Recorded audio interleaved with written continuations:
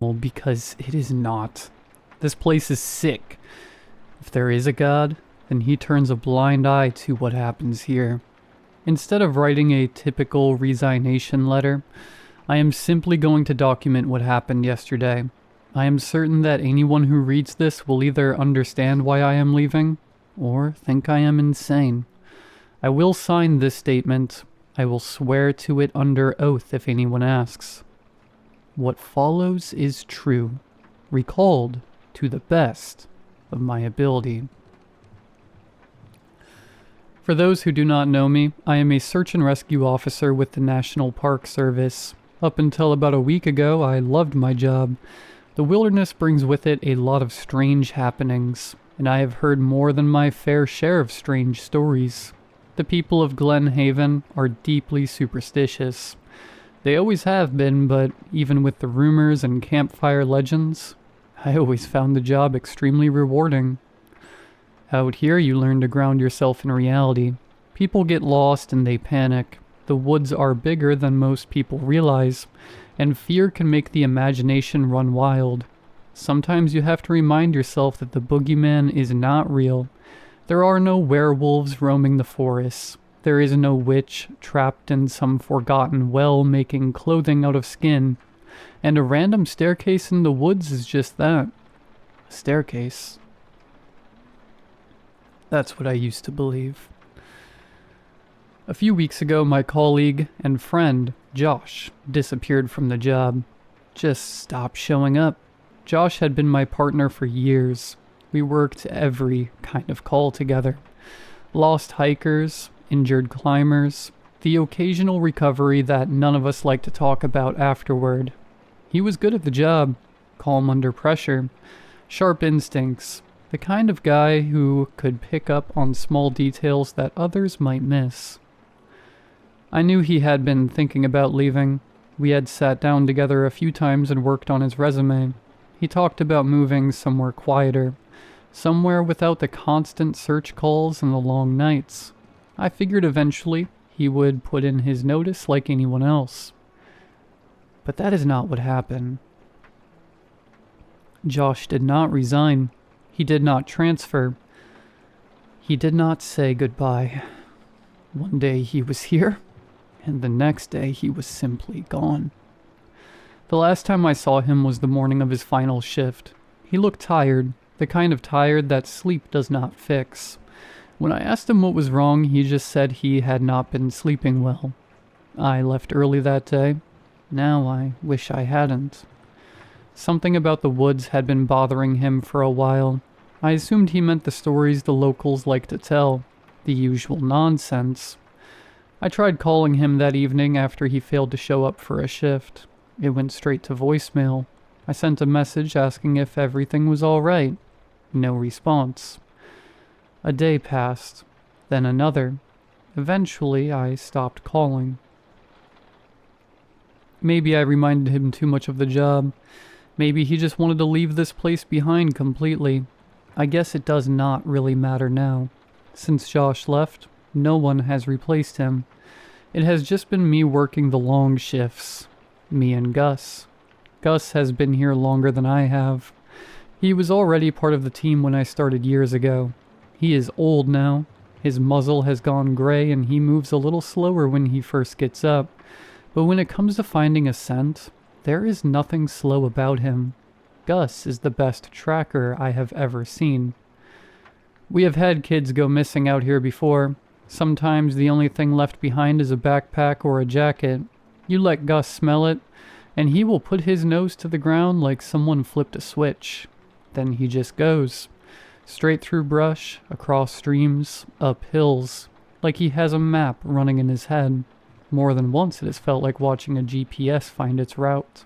Sometimes I know someone's gonna be fine by how quick he moves. Gus has saved a lot of people. More than me. Yesterday evening started like any other. I was sitting in the ranger station going through paperwork when there was a knock at the door. I got up and opened it. A woman came stumbling inside. It was around 6 in the evening. She looked like she had run the whole way there. Her breath came in sharp, uneven bursts, and tears were streaming down her face. She told me her son was missing. They had been out walking one of the upper trails together. 1 minute he had been right beside her. The next minute he was gone. Just like that. Poof. I did my best to try to calm her down. Panic spreads fast in situations like that, and if you let it take over you lose precious time.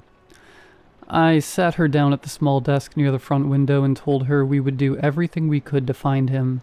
Then I reached for the radio and tried to contact command. All I got back was static. That part was not unusual. The equipment here is older than it should be, definitely breaking multiple codes. Please, somebody make note of that for whatever poor fool takes my job. I have been complaining about it for years. The radios crackle, the batteries die quick, and half the time you are lucky if anyone hears you at all. I tried again. More static. No phone signal either. When I spoke with the mother, Gus stood quietly near a front window. His eyes were pointed toward the tree line, staring out into the woods as the sun slipped lower behind the hills. The light was fading fast, and the forest was already starting to sink into shadow. I asked her the usual questions, while she tried to steady herself enough to answer. She didn't talk much. Her son was 6 years old. She had last seen him about 2 hours earlier. That might sound like a long time, but the place she described was near the highest point of our trail systems. We have 6 trail runs, and the topography changes greatly. The hike down from there takes a while even for us. I figured she must have searched as much as she could on her own before panic finally pushed her to run for help. Gus did not react to her the way he usually does. Normally he walks right up to people, gives them a gentle nudge, or sits beside them, like he understands they are scared. Even a simple wagging tail can calm someone down when they are in a situation like that. But tonight, for whatever reason, he was not in the mood. He kept staring into the woods. The mother reached into her coat pocket and pulled out a glove, blue and knitted. I felt like I recognized it. Maybe they sold it at the local Walmart or something. She told me it belonged to her son. I took the glove and knelt down beside Gus, holding it out for him to smell. His nose twitched as he caught the scent. He began to move towards the woods, so I knew we had a shot at getting the kid. I told the mother she should stay at the station, while I went to search. That is the normal procedure. Missing person cases can get chaotic, and having family members wandering the trails usually makes things worse. But she begged me to let her come. She said she could not just sit there and wait. And looking at her, hearing the desperation in her voice, I realized I did not have it in me to tell her no.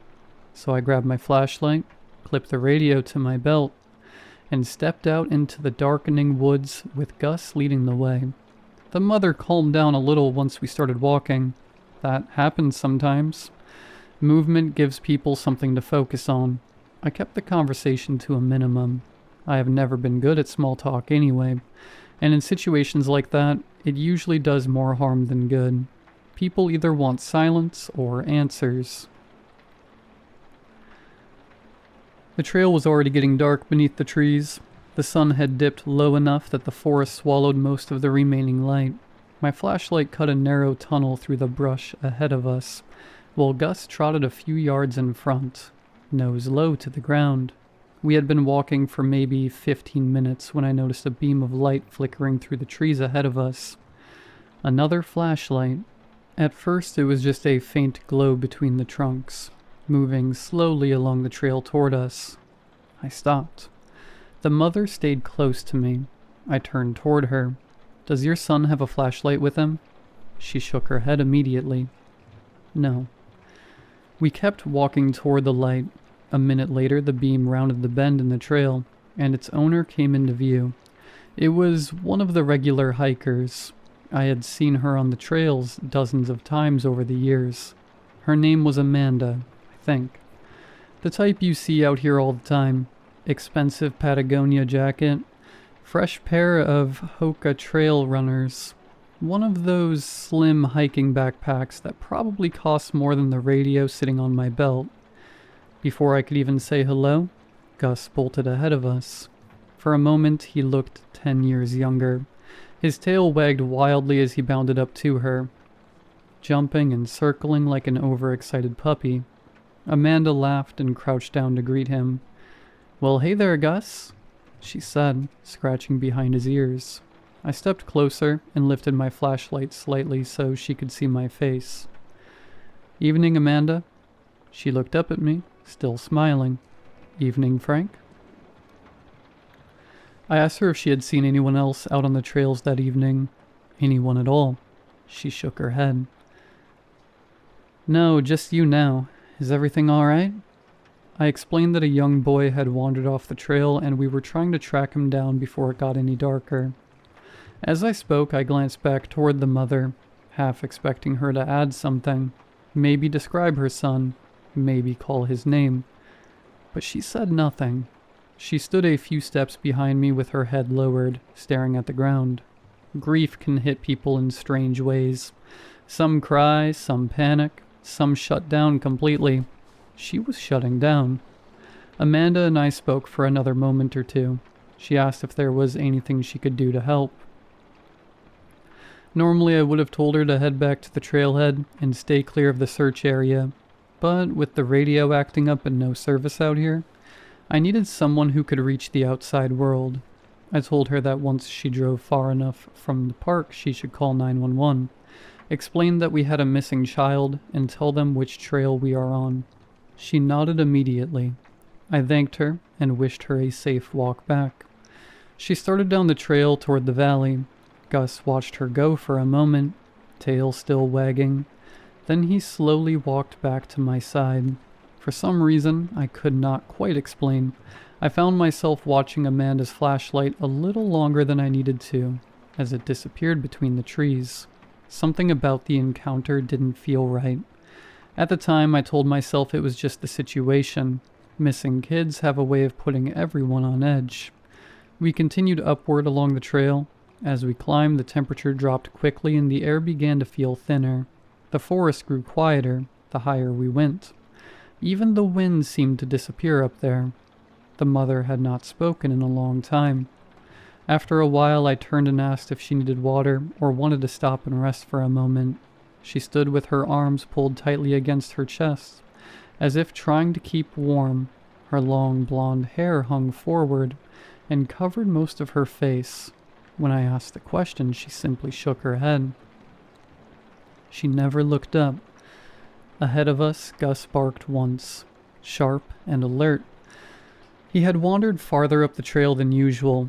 That normally meant the scent was strong, and he was confident about where he was going. We kept moving.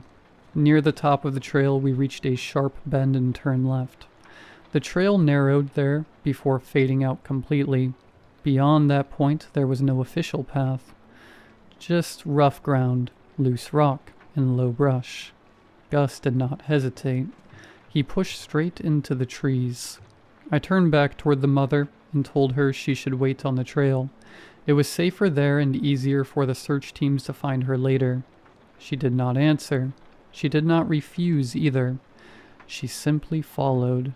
Up close, I could see how pale she looked in the beam of my flashlight. Her skin almost seemed gray in the cold light. She looked freezing, but she never complained. After a few minutes of walking, I reached into my pocket and pulled out the glove the woman had given me. Gus had already taken the scent and moved ahead, but I found myself turning the glove over in my hand as we walked. I could tell something wasn't right. It felt strange. I rubbed the fabric between my fingers as I walked, trying to place the feeling. It felt bigger than I expected. I told myself it was nothing at the time, but it's clear now that the glove was adult size. It would have fit me, so it certainly wouldn't work for a 6-year-old. Gus barked from somewhere ahead on the trail, sharp and excited. I picked up the pace to follow him, letting the thought slip from my mind, and we pushed deeper into the woods until the darkness around us became nearly total. My flashlight was the only thing cutting through it. Then I heard it.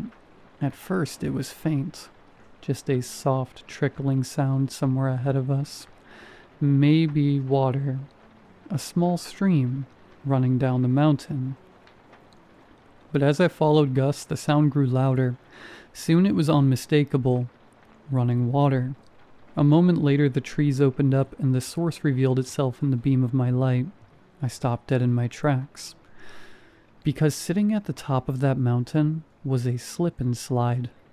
Yes, a slip and slide. Not some cheap plastic sheet either. This thing was huge. It had a large inflatable entrance at the top, a bright archway in yellow and red like something from a carnival. You'd half expect to see clowns or a Ferris wheel to be nearby. Water ran steadily down the plastic surface, glistening under the flashlight beam as it flowed downhill. It looked incredibly out of place. The water kept running as if it was hooked up to some secret utility line. I felt sick the moment I saw it. If a 6-year-old boy had wandered up here and found that thing, there was no chance in hell he had ignored it. I turned to say something to the mother. She was gone. 1 second she had been behind me, like right behind me. On a few occasions she was so close I could feel her breath. The next, there was nothing but darkness between the trees. I spun around and called out for her. No answer. I called again, louder this time. Still nothing. The forest swallowed my voice. Gus stood a few feet away, staring toward the slide. Slowly I walked toward the inflatable archway. The closer I got, the stranger I felt. The ground beneath my feet sloped sharply downward, and I realized just how steep the hillside really was. The slide began flat enough near the entrance, but within a few feet it dropped away into a steep slope. At least 45 degrees. Gus suddenly stopped behind me. Completely stopped. I turned and called for him to come along, but he would not move. He planted his feet in the dirt and refused to step any closer. It reminded me of a video game character hitting the invisible boundary of the map. Come on, Gus. He did not budge. That alone was enough to make me uneasy. Gus had followed me into every kind of terrain imaginable over the years. He was not the type to hesitate. But something about that slide made him refuse, and as it turns out, his instincts were on point. As I stepped closer to the archway, I began to feel strange, lightheaded, almost like I had been drinking. My thoughts felt slow and distant, like they were drifting away from me. And then a thought appeared in my mind. I should try the slide. It felt completely reasonable. You know, like when you try to explain a dream and it sounds insane, but it felt normal at the time? I took off my coat and dropped it on the ground. Then I stepped out of my boots. I even caught myself wondering what the best way to go down would be. Head first, on my stomach, or sliding down on my back. The idea seemed fun. Exciting. Gus began barking wildly behind me. His bark was sharp and frantic now. Nothing like the friendly noise he made earlier with Amanda. I stepped forward toward the plastic surface, ready to launch myself down. Then something slammed into my leg. A burst of sharp pain shot through my ankle, and I looked down to see Gus clamped onto it with his teeth. His jaws were locked tight around my leg. I panicked. Without thinking, I swung my arm and hit him across the head. He let go. The force of the movement threw me off balance, and I stumbled sideways. My foot slipped in the wet grass beside the slide. Then suddenly I was falling. I rolled down the hillside beside the plastic surface, picking up speed immediately. The slope was even steeper than it looked from the top. Dirt and rocks tore at my clothes as gravity dragged me downward. In seconds I realized just how much danger I was in. Luckily, and also unluckily, I slammed into a tree at what felt like 60 miles an hour. The impact knocked the air out of my lungs, and I felt something break in my ribs, or maybe my arm. Pain exploded through my body, and I collapsed at the base of the trunk. When I finally managed to lift my head and look forward, my stomach dropped. About 3 feet past that tree, the ground simply ended. A sheer cliff, at least 100 feet straight down to boulders and rocks.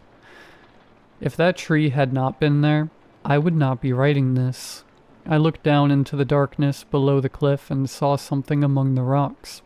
At first it was just a shape, something hunched over and curled on itself between a cluster of boulders. My heart jumped. Hey kid, are you alright? The words felt stupid the moment they left my mouth.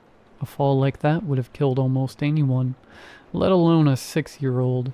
Still, you say things like that automatically in this job. You say them because sometimes you get lucky, but not this time. No one answered. I forced myself to my feet and looked for a way down. The cliff was steep, but not completely vertical. There was a narrow path of broken stone and dirt that curved along the face of the drop. If I was careful, I might be able to reach the rocks below. Maybe the kid had survived. Maybe he was unconscious. Maybe there was still something I could do. I had to try. So I started down. Every step hurt. My ribs screamed every time I tried to breathe too deeply.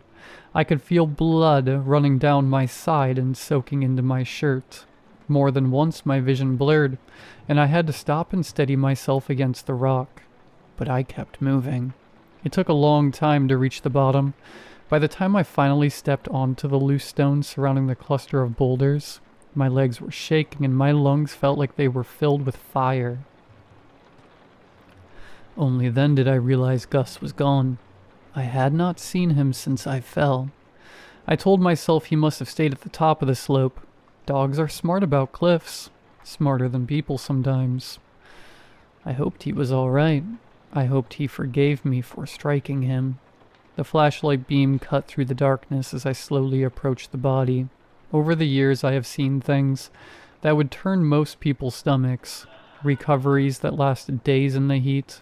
Bodies that had been in the wilderness long enough for the forest to start reclaiming them.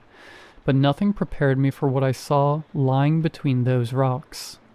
It wasn't a child. It was Josh. For a moment, my brain refused to accept what my eyes were seeing.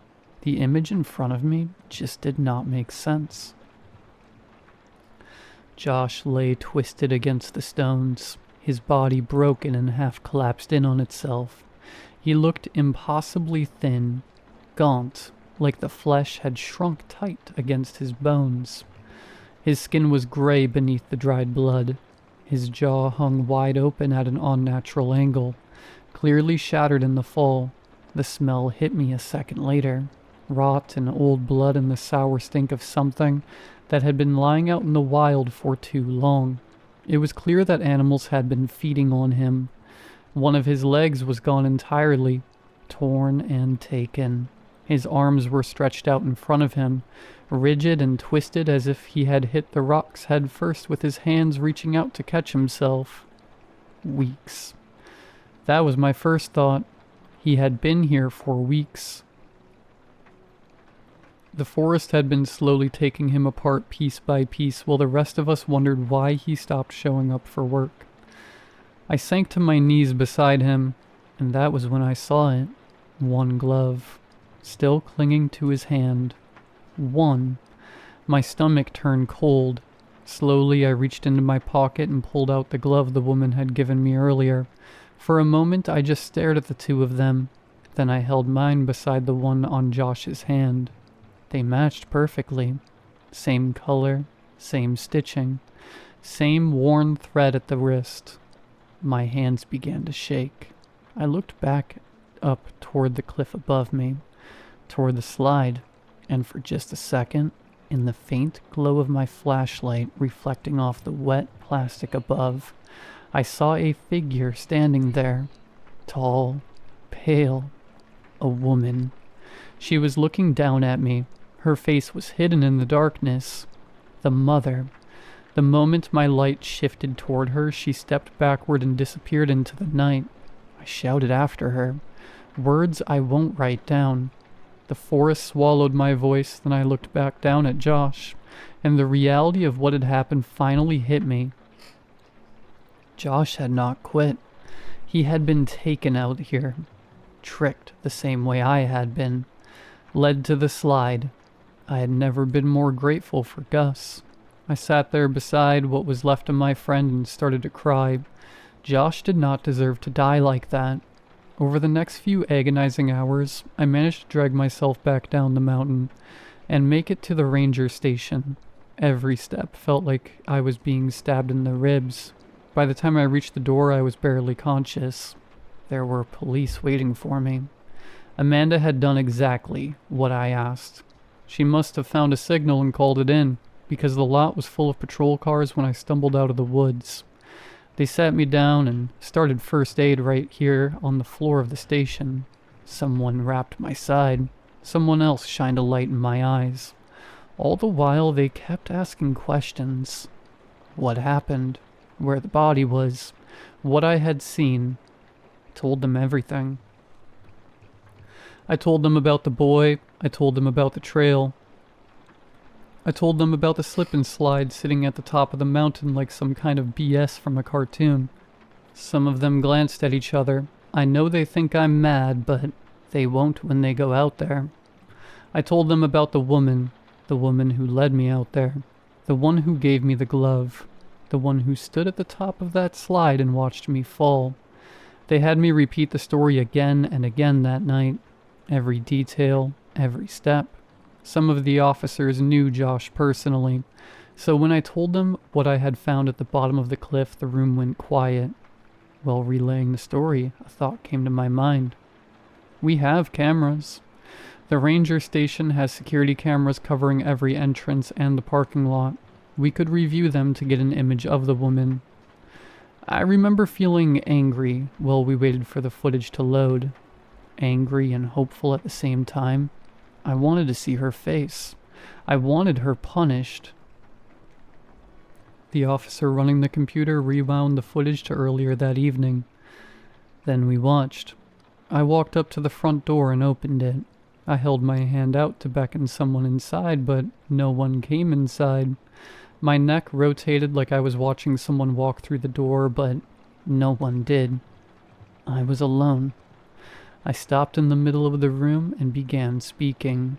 The camera showed me holding the door open for empty air, gesturing toward the chair for someone to sit down, nodding as if someone was answering my questions. At one point I even reached out my hand for a handshake, waiting for someone who was never there to take it. The officers in the room didn't say anything for a long time. They just kept watching the footage as I spoke to a person that did not exist. Gus stood by the window looking out into the night. Then me and Gus opened the door and left the room. We rewound the tape and watched multiple times. Nobody spoke. The silence was deafening. My name is Frank, and I quit. Effective immediately.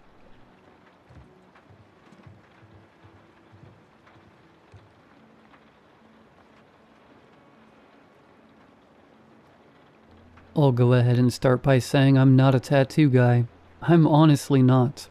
I hate needles and I'm constantly paranoid of accidentally getting stuck by a dirty one. But that doesn't matter now because I have one. I don't want to, but I made a drunken mistake. And I'm paying for it. Something is very wrong with it. This started when my friend AJ met me at the bar last week. We'd both gotten out of work and I was already on my third beer for the night at McCarvey's when he slid into my booth with his sleeve rolled up. "Check it out," he said. I finally did it. I beer goggled his arm and missed entirely what he was talking about. "You got a new shirt?" "Lightweight," he said. "Dude, look at my arm." I was halfway through brushing him off when my eyes locked on what he was finally pointing at. He'd got a tattoo on his upper forearm of a swirling sun that had almost a primitive edge to it. It looked like something you'd see on old Greek pottery, though I couldn't say if I'd ever seen it somewhere before. "Congrats," I told him. "How interesting." "Come on, man," he said.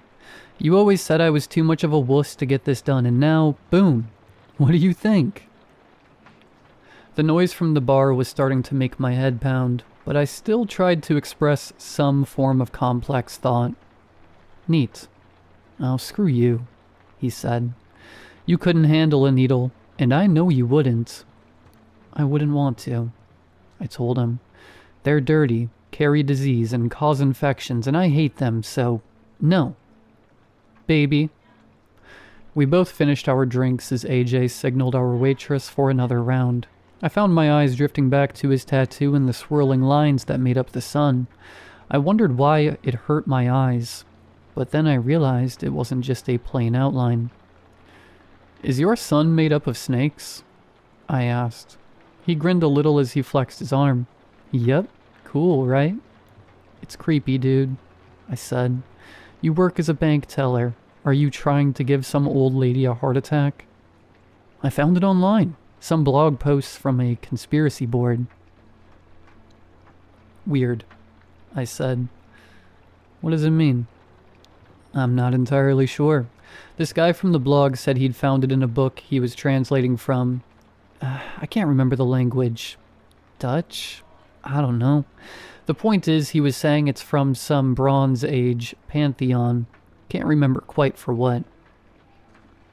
I'm glad your replacement skin doodle has such a deep meaning. Hey man, it's just my first one, okay? He took a swig of his beer and wagged a finger at his temple, trying to spin some gear of thought. He wiped his hand on his tie, then said, Why don't you finally get one? He said. We used to talk about it a lot. Yeah, when we were in college. Get one then, man.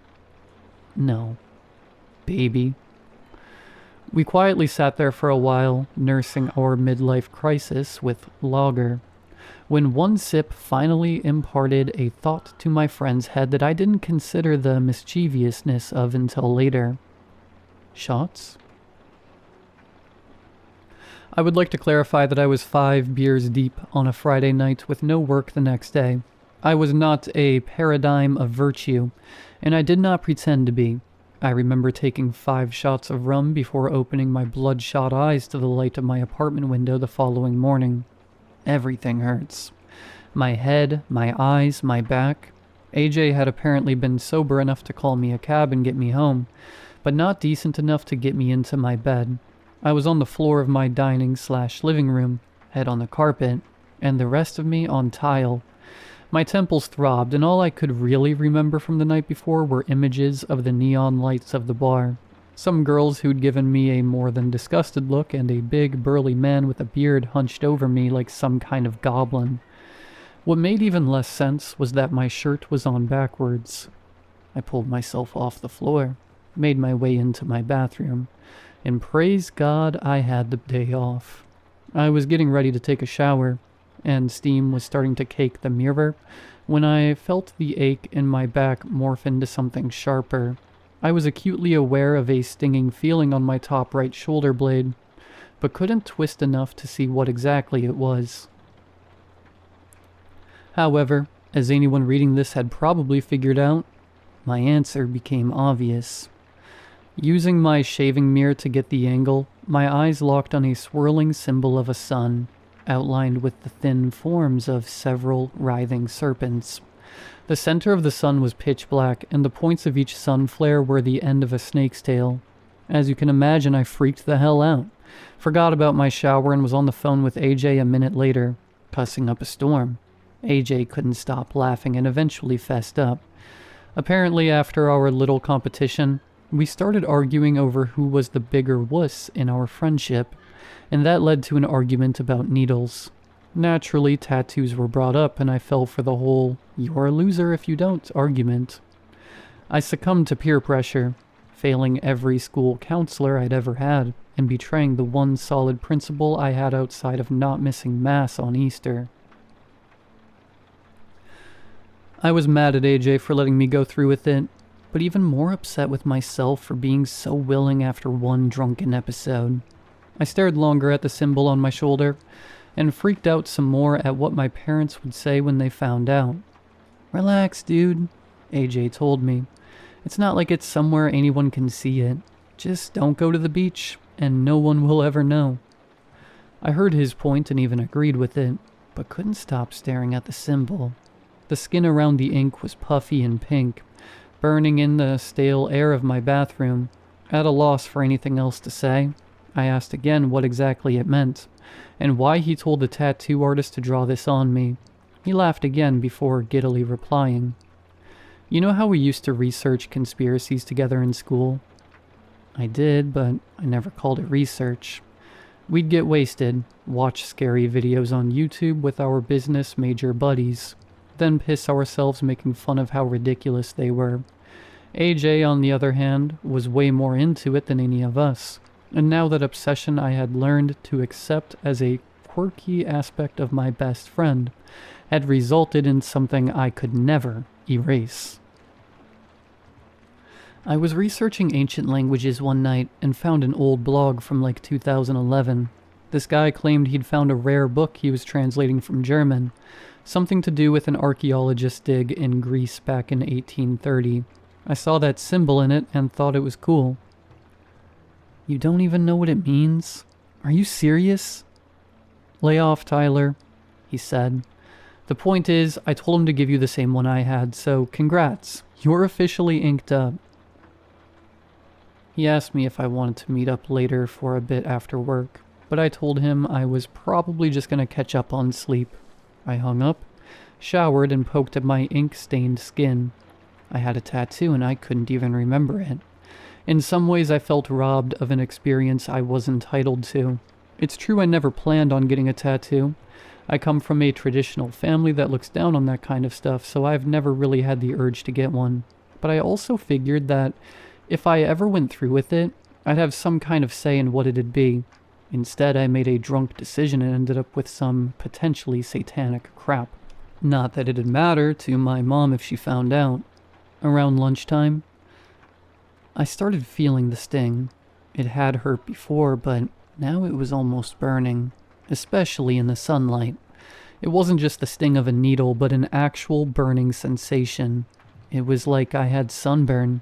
Every drag my t-shirt made against my skin hurt, and it wasn't going away with time. I put some aloe on it to cool it off, but it didn't do much. I decided to continue with my day and ignore it, but the burn got worse. I got some intense burn cream from the drugstore near my place and decided that if it didn't work, I'd go to the doctor. It'd be just my luck if my drunk tattoo had some infection, but thankfully, the cream worked pretty well. My whole shoulder went numb, but hey, can't feel pain if you barely feel anything. I texted AJ that night and asked him if his tattoo still hurt. "A bit, LOL," he said. "Does it burn?"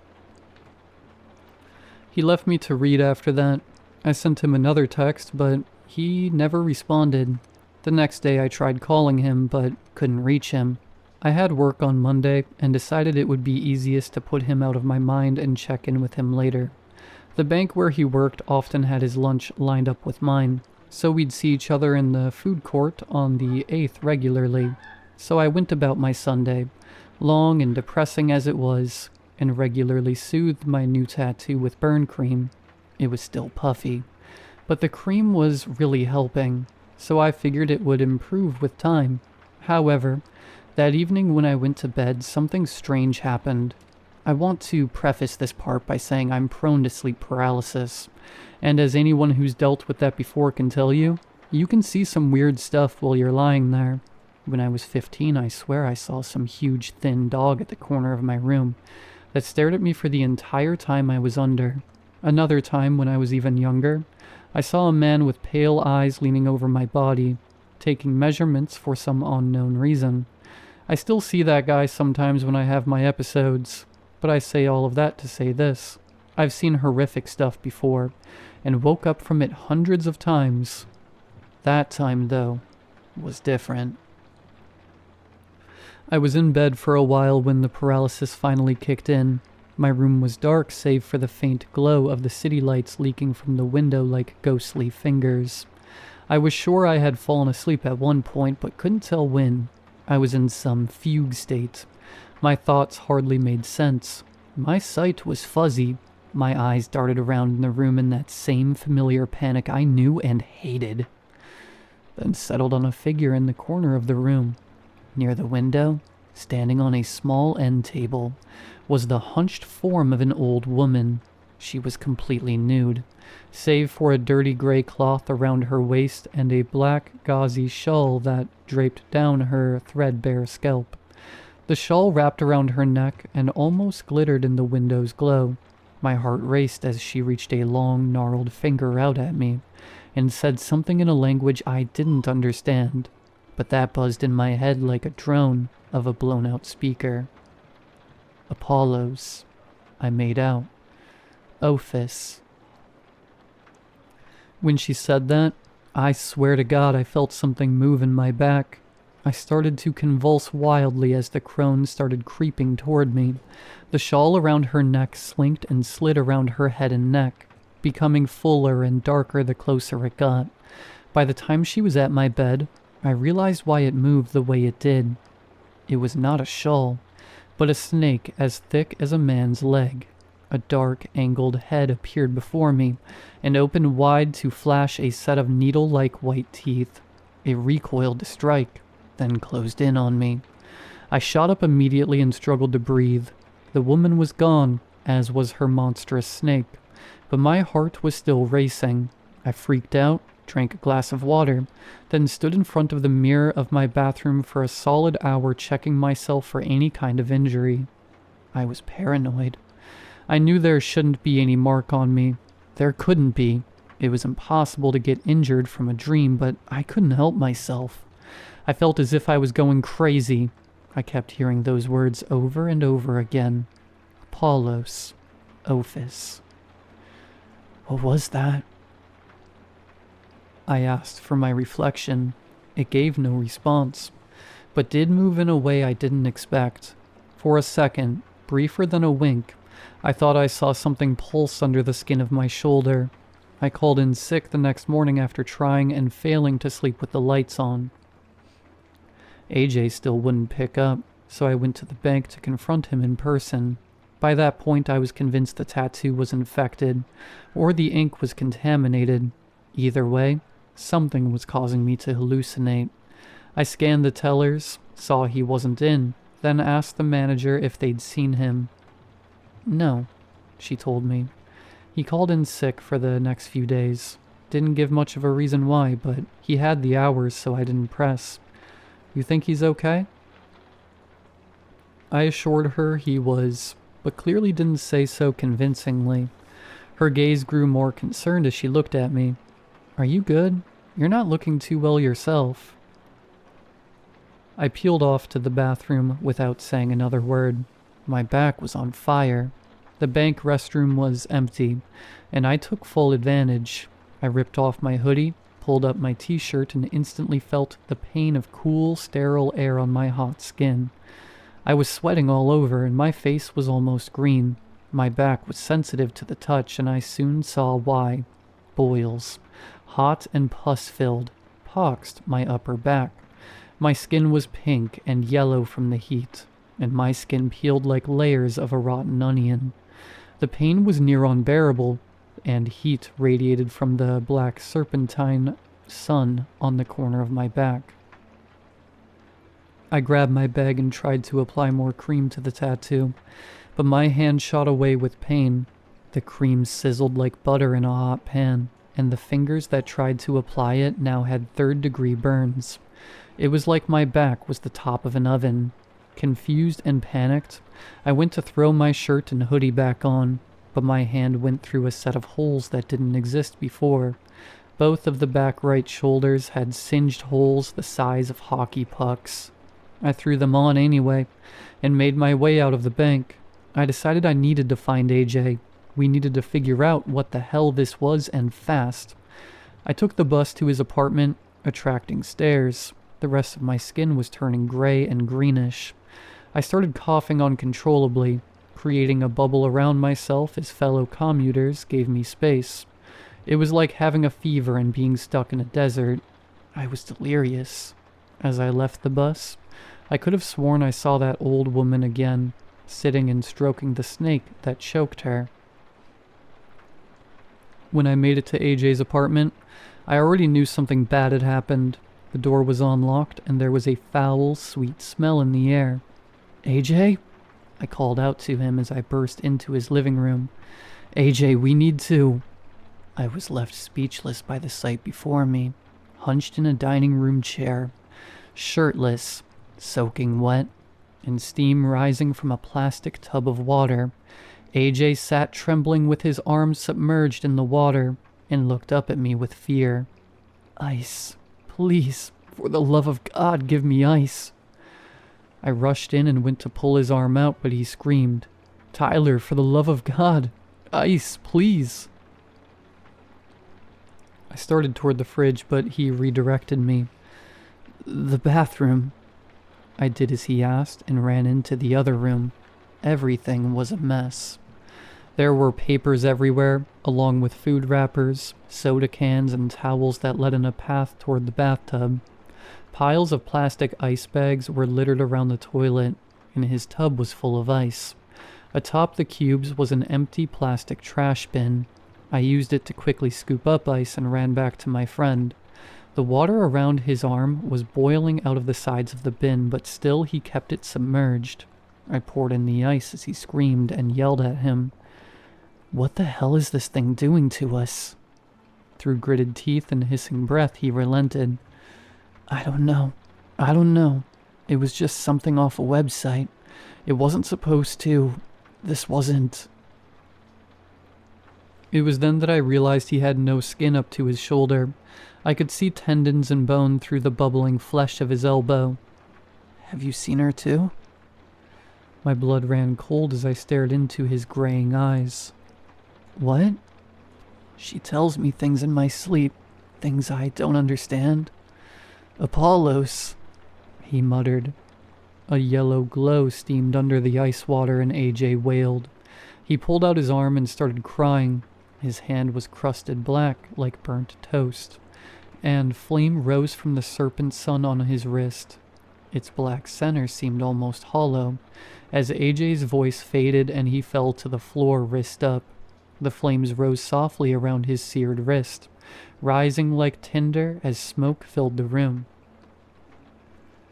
She told me this would happen, he said with a croak. She'll tell you too.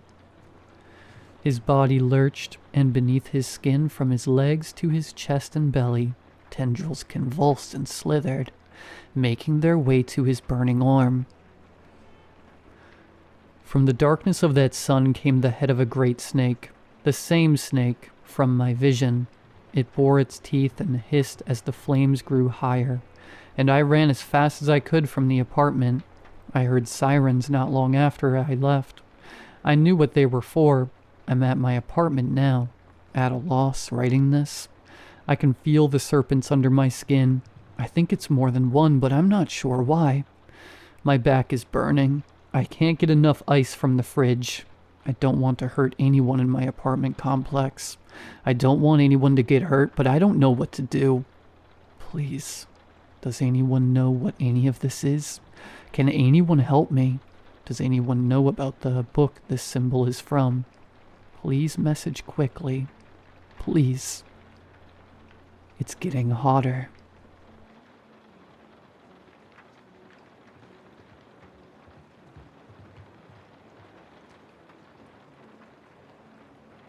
I wanted to share a story about when I was a kid that still disturbs me to this day. We had a room in our house unlike any other. It wasn't different aesthetically, only in what it was used for. It had only one purpose, to punish us when we misbehaved. My brother and I hated that room, but not for the reason you might be thinking. To us, it was just the annoying, boring place we had to stand in when our parents were upset with us. And yeah, we usually deserved it. We hated it, but as we grew up, we knew it was justified. However, it was too dark. Not kid afraid of the dark, Not the hallway light is off dark. This was the kind of dark that felt unnatural, the kind most people never experienced. In our house, it was just called the timeout room. It sat at the end of the hall tucked between the linen closet and the spare bedroom. A plain door with a plain knob and nothing special about it. No warning sign, no lock.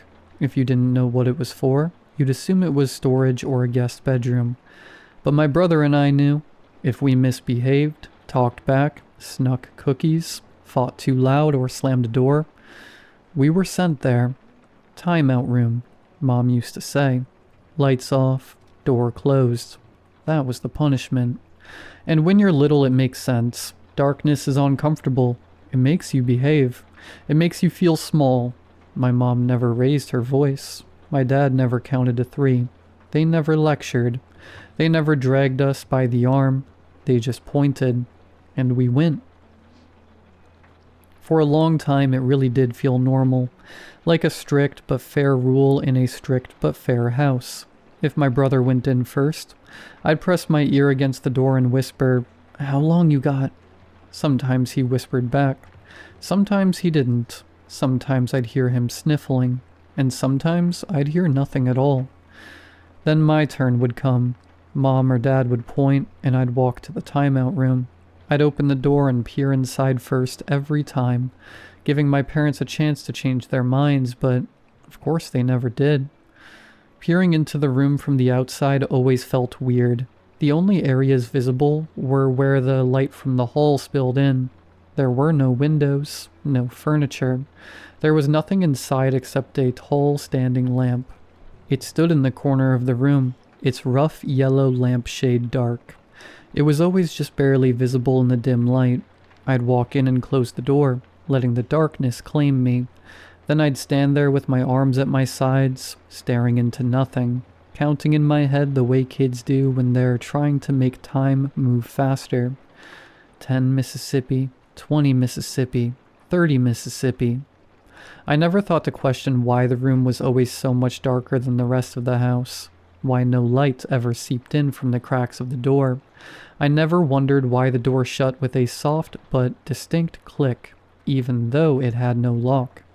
I never asked why the lamp in the corner was the only thing in the room, and I never asked why I wasn't allowed to turn it on, because the rules were simple. Darkness was the punishment. You don't turn on the light.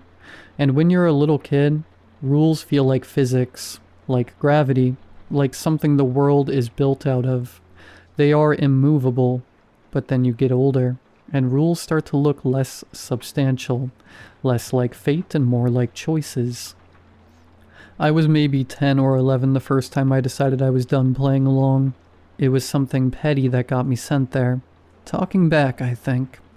I remember the heat in my face, the sharp satisfaction of having said what I said, and then the immediate punishment. Timeout room. I stomped down the hallway like it was my own house and my own rules, threw the door open and stepped inside with my chin up. The door closed behind me, the darkness swallowed me, and I waited for my eyes to adjust. But they didn't. They never did. There wasn't even the tiniest bit of light coming from underneath the door like there should have been. This wasn't something I had considered before, but now it seemed odd. That should have been the first red flag. Darkness always softens after a few seconds. Even at night, you can usually make out shapes. A window, a doorway, or even your own hands. But in that room, you couldn't. It wasn't just darkness. It was blank. Like my eyes were open, but the sun itself had been turned off. I stood there, irritated, defiant. Then, slowly, curiosity started crawling up the back of my neck. There was a lamp in there. I knew there was. I'd always seen it when the door was open, so why couldn't I see even the faintest outline of it then? This was the first time I ever allowed my mind to really wander in that room. I reached my hands out and started feeling the air in front of me, stepping carefully. Soon my fingers brushed a wall. I slid them along it, moving sideways until I found the lamp's shade. Rough fabric and dusty at the top. There was the switch, a little turn knob on the socket. My heart knocked once against my ribs. Not fear exactly, more like the thrill of breaking a rule, the thrill of making my own decision. Possibly the first real choice I had ever truly made for myself. I turned it. It clicked, and I heard a slight buzzing. but nothing else changed. I frowned into the void, blinking hard. Again, then again, like my eyes were somehow stuck. Still nothing. A cold beat of uncertainty formed in my stomach. The lamp had clicked. I'd felt it, heard it. So why was it still perfectly black? I reached up again and felt around the socket. Maybe the bulb was missing. Maybe it was loose.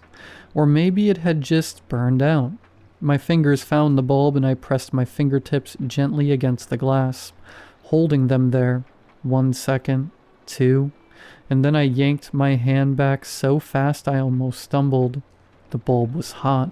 The lamp was on and I still couldn't see a thing. My mouth went dry. Confusion overtook me.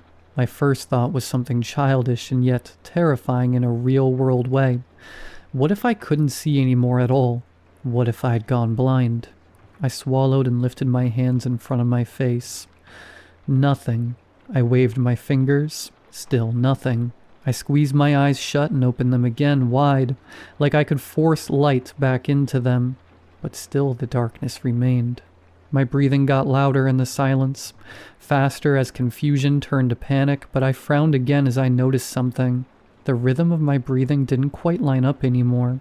It sounded wrong. I held my breath, but the other one didn't. A second breath, a faint, wet inhale. Behind me. I turned, but the sound still came from behind. My skin prickled. I turned again faster, still behind me. It wasn't moving around the room. It wasn't echoing. It was just there, right behind me, breathing. My breath stopped and I could hear it clearly.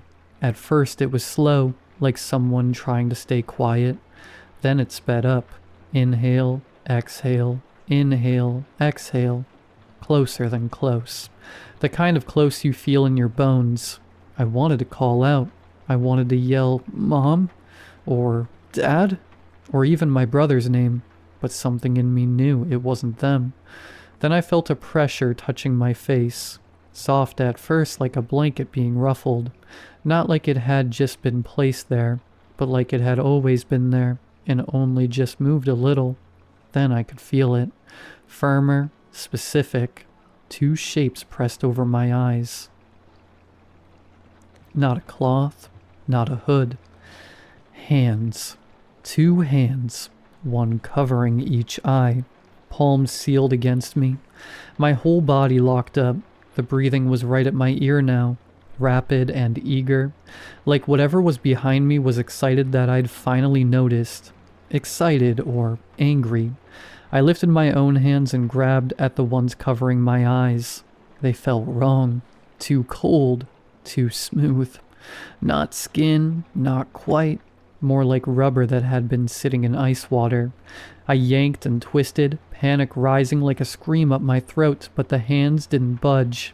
They clung to me with a strength that didn't make sense for something with fingers that thin. I started flailing, swinging my elbows back over my shoulders, trying to hit whatever was attached to me. The moment my elbow connected with something solid behind my head, it screeched.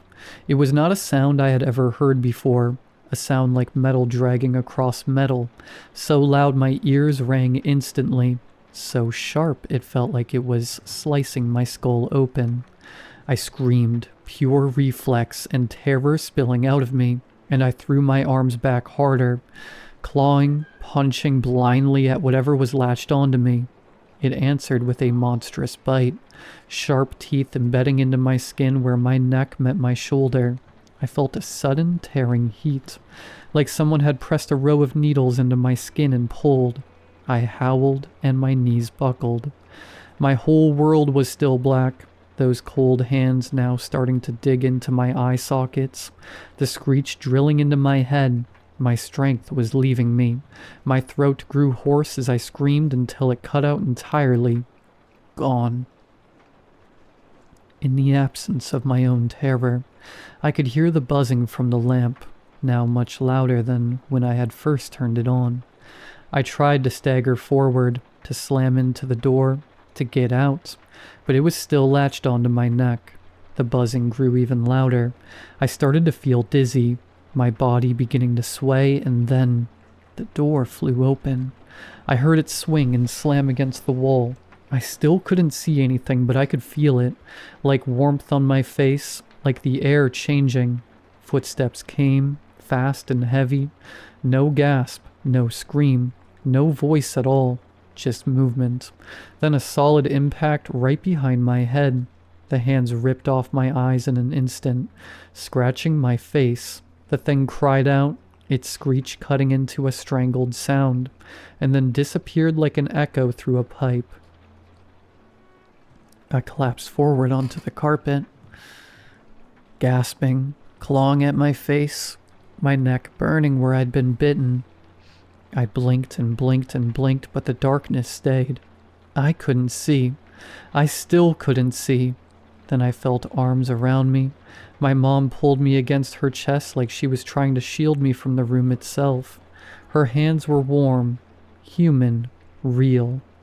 "It's okay," she said, and her voice was calm in a way that didn't match what had just happened. "It's okay. It's okay. You're okay." I shook so hard my teeth clicked. "I can't see," I choked out. "Mom, I can't see." "I know," she said softly, rocking me. "I know. Just breathe. Just breathe." The hallway smelled like laundry detergent and dinner. Normal smells. Safe smells. My mom's shirt pressed against my face. Her heartbeat was steady. Like this wasn't a surprise. Like she'd been waiting by the door. I squeezed my eyes shut again and forced them open, and suddenly, light. The hallway snapped into place. The carpet, the walls, the open door. My mom's face above me, pale but composed. Her eyes focused on me and not on the room. I sobbed and clung to her like a drowning person. Behind her, past her shoulder, I could see into the timeout room now. She had pulled me out without me realizing it. I could see inside clearly now. The lamp was on. The shade glowed, but the inside of the room still looked wrong. Not dark anymore, just deeper than it should have been. Like the corners didn't end where the walls were supposed to. Like the room had more room inside it than the house had space for. But as I blinked, my vision blurring and unblurring, the room seemed to fade back into reason. It was normal once again. My mom shifted, blocking my view. Her hand pressed gently at the back of my neck, and I flinched from the pain. She didn't ask what happened. She didn't check the lamp. She didn't look for what bit me. She just held me and whispered that everything was okay, over and over until my breathing slowed and my crying turned into hiccuping silence. When I finally pulled back enough to look at her, I expected anger, confusion, fear, but all she gave me was a tired, practiced expression, the kind adults wear when a storm they expected finally arrives. "Why is that room like that?" I whispered. My mom's thumb brushed my cheek, wiping away a tear. "Because," she said quietly, "it works." That was all. No explanation, no comfort beyond her arms and her voice. She carried me away from the doorway, and when I looked back one last time, she shut the timeout room door with the same soft click. I didn't tell my brother what happened, and he didn't ask. After that, the bite mark on my neck healed into a small, crescent scar that can still be seen if you look close enough. The timeout room stayed at the end of the hallway. The lamp stayed in the corner. The rule stayed the same. Lights off, door closed. And I'll give you the neat little ending everyone wants, because it's true. I never misbehaved again. She was right. It works.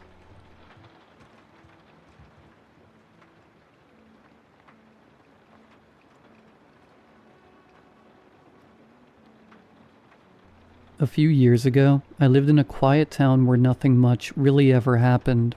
I worked at a local retail store, went out to a nearby bar to see my friends most evenings, and walked home the same way every night.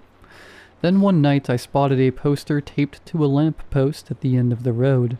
The photo of a small, fluffy white dog on it caught my attention, and I stopped to take a closer look. It looked like a Bichon or something similar, with big dark eyes and clean fur. One of its ears didn't sit quite right, slightly folded, like it had healed that way, and its lower teeth poked out just slightly. Lost dog. Biscuit. Microchipped, no collar. Friendly, but please approach cautiously. He is afraid of men and loud sounds. If found, please call. A number at the bottom. By the end of the week, I saw many more of the same posters on lampposts down my street and the ones next to it. Whoever owned Biscuit clearly cared a lot. Having lost our family's golden retriever a few years ago, I couldn't help but feel for them. I was walking home from the bar and had just passed the local corner shop when I spotted her. A middle-aged woman, walking slowly down the opposite side of the street. She wore a long, dark, navy trench coat. Her hair was tucked in her collar, and she wore sunglasses. Even though it was dark out, walking beside her was that dog. Same fluffy coat, folded ear, lower teeth poking out slightly with its mouth closed. I blinked and glanced back as she kept walking. I debated following, but as she proceeded further down the street and out of view, I told myself I probably saw wrong and went home. After all, it was almost midnight, and I only saw the dog clearly for a moment under a street lamp. But the uneasy feeling persisted. A few nights later, I was walking down the same street when I stopped and did a double take. It was the same woman walking the dog as I passed the corner store. I stopped in my tracks and took a proper look this time. The dog was Biscuit. I was absolutely sure of it. "Hey," I called out, but she didn't respond. Just kept walking with her head slightly down, leash loose in her hand. I called the number as soon as I got inside, and it rang twice before a man answered. "Hello?" "Hi," I said quickly. "I think I might have just seen your dog." There was a pause. "Oh my God, are you serious?" The relief in his voice was immediate. "Yeah, I think I saw a woman was walking him about half an hour ago. Looked exactly like the one in the photo." Another pause. "Someone else called and told me that a few days ago, too," he said, his voice quieter now. "Was it near a corner shop?" Something about the way he said it made my stomach drop. "Yeah," I said. "Just past it." Okay. "And did anyone else see her there?" "No, it was just me." I called out to her, but she kept on walking like she didn't hear me. I could hear him thinking, "God, that's suspicious. You walk past that place often?" Couldn't agree more, and yeah, I walk past that shop most nights when I go home from the bar. I take the bus from there to Church Road and walk past it on the way back. "All right, I'll be on the lookout in that area. If you see her again, do not approach her. Just drop me a text ASAP telling me where you saw her and where you think she's headed. If you don't mind, I'd appreciate that." "Of course. Thanks for calling. The police are crap with this sort of thing." "Yeah, I believe that," I sighed. He exhaled shakily. "Name's Matt, by the way. And you are?" "Sarah," I replied. "Well, thanks, Sarah. This is a huge help. Can't thank you enough. I can't promise a huge cash reward, but if I can just help me get him back, I'll do anything I can to repay you." No, honestly, Matt, it's fine. Glad to help." When I hung up, I remember feeling good, like I'd done something kind. I saw her again a few nights later.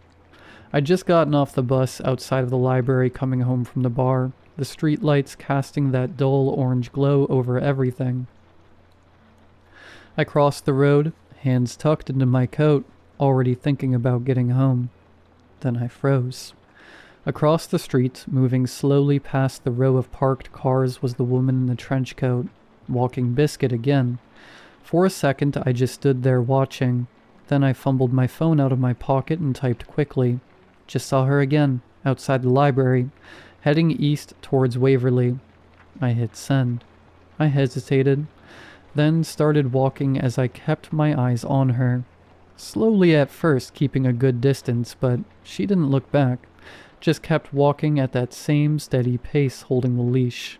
I typed again as I followed. She's just turned onto Maple, still heading down. No reply from Matt yet. I followed discreetly for a minute or two.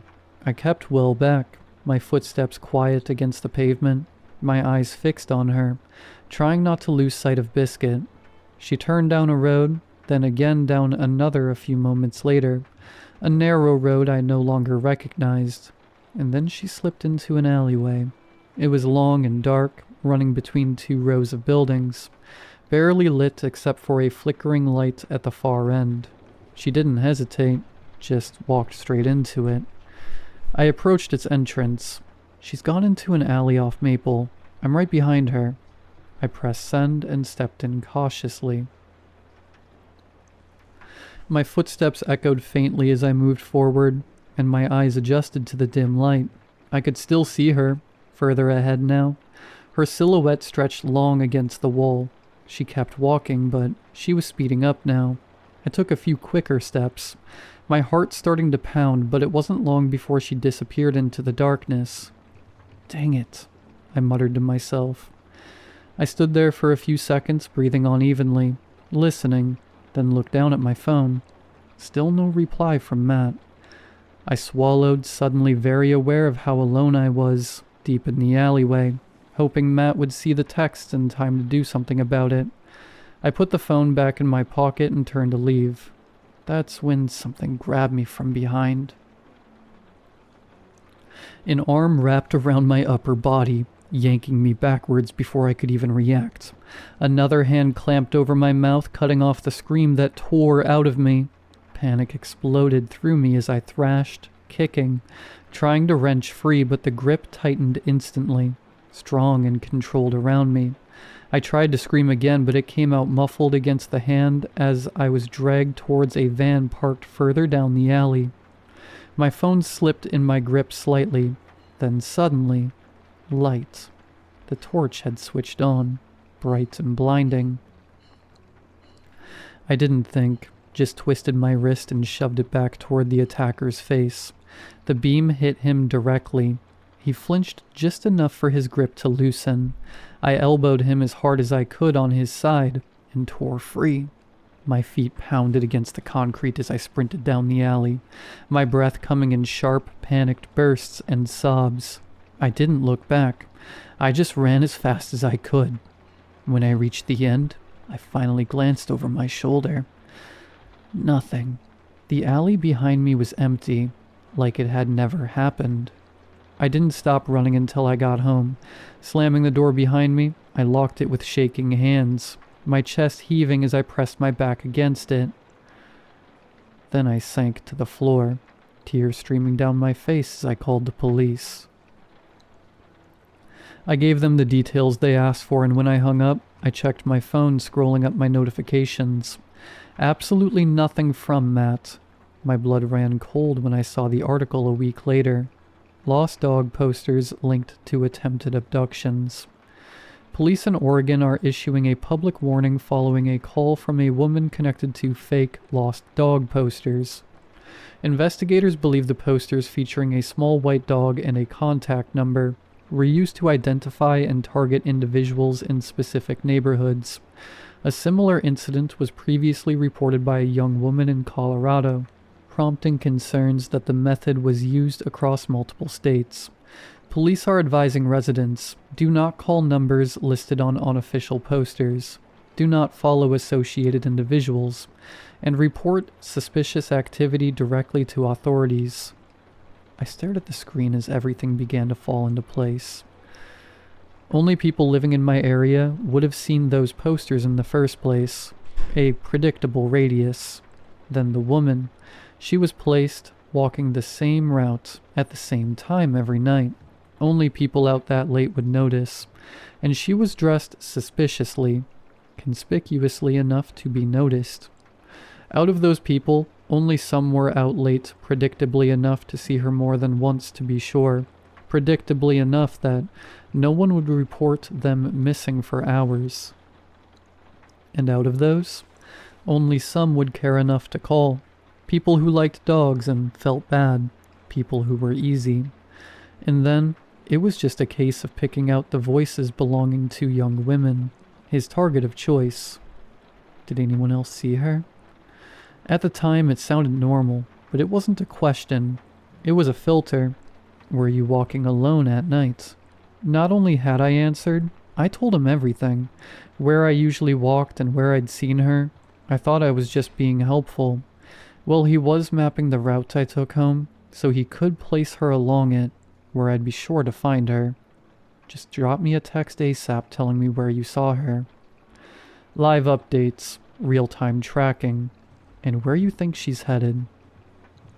Of course I followed her. Not too far, just enough to step exactly where he needed me in the middle of that dark alley.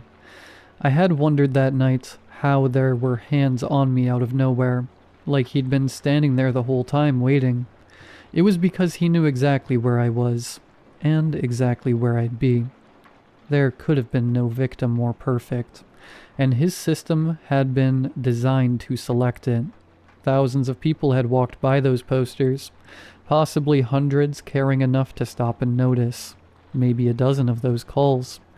Then they were crossed off one by one, until there was only one left.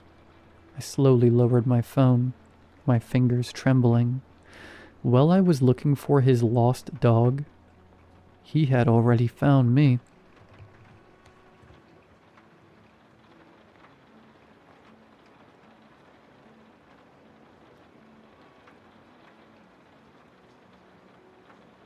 It was getting to the point where it's affecting my quality of life. I wasn't sure exactly where the source was, but I suddenly felt it deep inside of my torso. I remember I was clocking off of work when it started. A slight discomfort back then, a relief compared to what was awaiting. While keeping my eyes on the road, I moved my torso side to side to try to relieve myself, which fortunately worked. When I arrived home, I felt more exhausted than usual and went to bed early. The next day the itch came again, stronger but bearable. The lingering feeling was on the back of my mind, and in between busy moments of work I would twist and turn trying to get rid of that itch. Despite my efforts, it stayed persistent. When I got home that night, I had trouble sleeping. Closing my eyes seemed to amplify the feeling. I don't remember when I drifted off. On the third day, it became so bad I felt chills running down my legs. The moment I woke up, I found myself twitching erratically into strange positions to try and get rid of the itch. I even tried pinching, grabbing my skin in handfuls and stretching it around, and punching and slapping myself.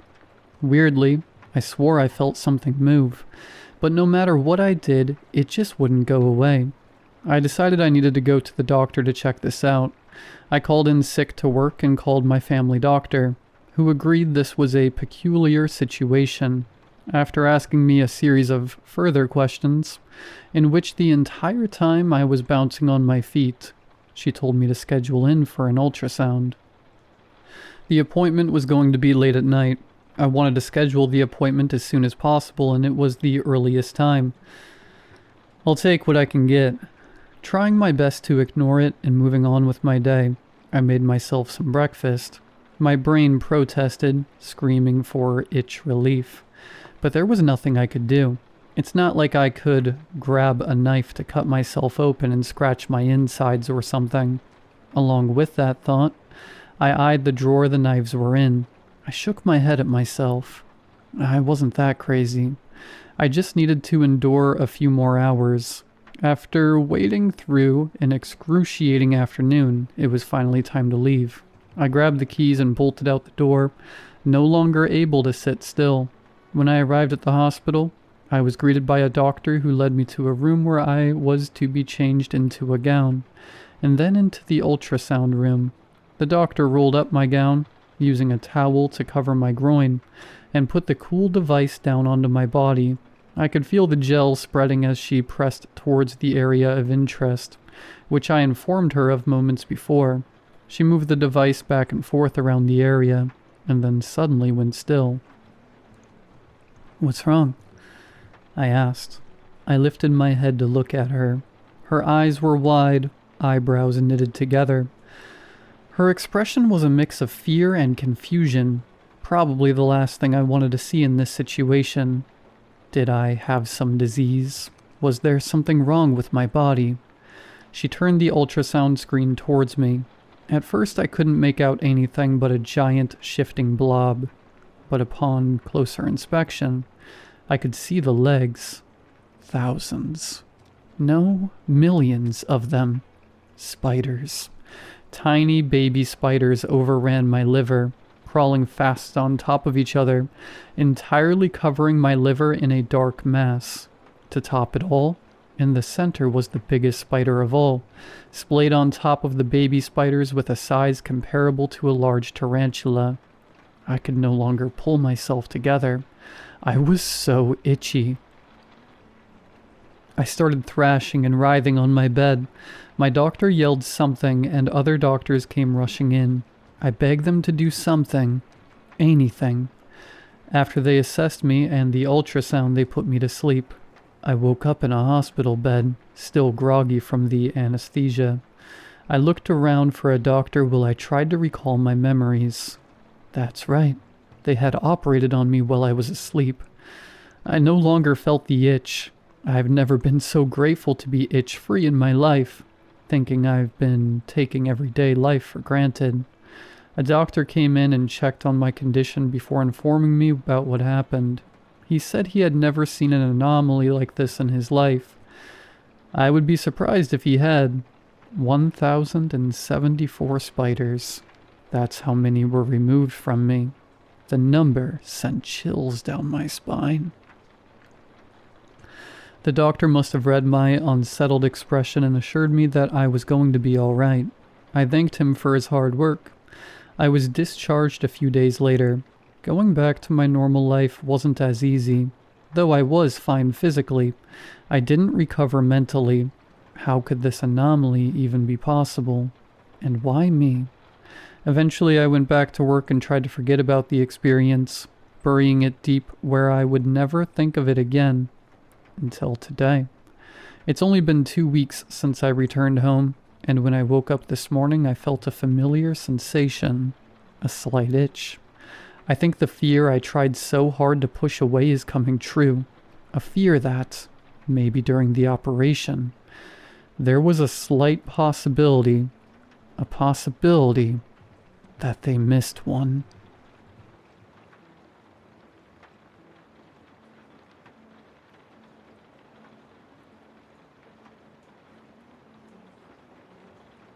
When I was a little girl, I heard the soft hoot of an owl nearby.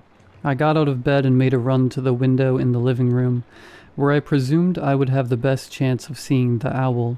I grabbed the curtain, but before I could open it, my mother stopped me, awakened by my loud steps. "You can't do that," my mother said in a gentle but strict voice. "Sorry," I answered, avoiding my mother's eyes. "It's fine, but just remember you can't open the curtains at night because you might catch the attention of the witches." She reminded me as she walked me back to my room and tucked me in. I can't remember if I gave her an answer, but I do remember her holding me tightly, and at some point I fell asleep. There is a well-known story in my town. Owls are witches in disguise. They transform at night and fly around the neighborhood searching for their next victim. Once they choose someone, they will stand on the roof of a house and tell the resident of the impending death. Sometimes death isn't immediate, but on this occasion it was. 2 houses away from mine, a couple's newborn baby had passed away in his sleep. The news spread quickly. Medically speaking, the baby boy died from SIDS, but we all knew what had really happened. A witch had stolen his soul. A few months later, everything had calmed down again. The couple that had lost their baby had moved away, and a new couple moved in. No one had heard an owl in those same months, and finally everyone slept in peace. One morning I went outside to our backyard to search for ladybugs. Finding them meant I would have good luck. "Good morning, birdies." I waved to the budgies inside the cage. I love seeing them fly around the large cage my father had built for them. But that day, I was on a mission and quickly ran towards the garden to find as many ladybugs as possible. Every time I found a ladybug, I would count how many spots they had and then place them on my hand in the hope they would become my friend. I laughed as they tickled me with their small feet. Every time one flew away, I felt a little sad, but quickly recovered and went back to my search. The chirping of the budgies had become my background music. An hour passed, or maybe 2, or maybe it had just been 10 minutes when the budgies' usual clatter became terrified screams. I quickly turned around to see an owl trying to reach for the cage. I forgot my task at hand and ran towards the cage and the owl. Once closer, I realized the owl was injured. There was some bleeding on her left wing. It took me a moment to realize the budgies had quieted down and the owl was staring directly at me. "It's okay. I'm not going to hurt you," I tried to reassure the owl. The owl continued to stare at me, giving the cage occasional glances. "Let me get you some band-aids and then I can give you some food. Please stay," I yelled at the owl as I ran back inside. I ran to my room and grabbed several band-aids just in case the owl had a large cut. I always felt better when my mom would put a band-aid on me. I hoped I could do the same for the owl. She still stood by the cage when I came back. I approached slowly, trying not to scare her away. I touched her head and marveled at the softness of her feathers. "This will hurt a little, but I promise you will feel better soon," I told the owl as I lifted her wing and placed 2 pink band-aids. The owl didn't move. She stared at me the whole time, but never tried to bite. Then another thought occurred to me. She was probably hungry and that's why she was standing by the cage. She wanted seeds. I didn't know at the time that owls were carnivores. I thought all birds ate seeds. I grabbed the bag of seeds under the cage and placed a handful of them in my hand. I offered them to her, hoping that if she ate, she would feel better. The owl looked at me for a long time. I couldn't tell what she was thinking, but I still held out my hand in the hope she would eat and feel better. As if making up her mind, the owl took a bite of the seeds, but with it, she bit my hand. "Ouch!" I cried as I moved my hand away. The owl stood there, watching me. I felt tears welling up in my eyes. I had been bitten by the budgies before, but I had never bled from it. I told myself this was probably an accident, and while I didn't want to get bitten again, I still extended my hand to the owl in the hope she would eat more. The owl took one more glance at me and took it upon herself to finish the seeds that were left on my hand. Once she ate all the seeds, even the bloodied ones, she left without a warning. I'm not sure why I lied to my parents about how I cut my hand. I told them I had tripped and had caught my hand on some sharp rock. After they made sure I didn't need stitches, they put some band-aids on and just told me to be more careful. A few nights later, I heard the owl's warning of impending death. Remembering my mother's warning, I didn't go check on the window. Instead, I prayed the owl wasn't at my neighbor's house because Don Cristobal made the best tortillas and I wanted to go ask for some in the morning. That night, the owl was particularly busy. Usually we would hear hoots for a few minutes and then she would be gone. This time her warnings continued through the night until the sun broke the night. The next morning, nothing happened. With my parents' permission, I went next door and ate some of the best tortillas I've had in my life. The neighbors whispered about the occurrence of the previous night, wondering who would be next to die. The fear of death dwindled in the next few days as nothing had happened. Maybe this time the owl had been wrong. Maybe this particular owl wasn't a witch. Maybe. And then it happened. I was sitting outside with my parents having sandwiches when I saw the owl I had fed. The bandages were still stuck on her wing. As I was about to point her out to my parents, the ground began to shake. My parents tried to reach out to me. I tried to get up and run towards them, but it was impossible. In my desperate attempt to reach my parents, I hadn't realized the owl was heading towards me. When I saw her, I was confused.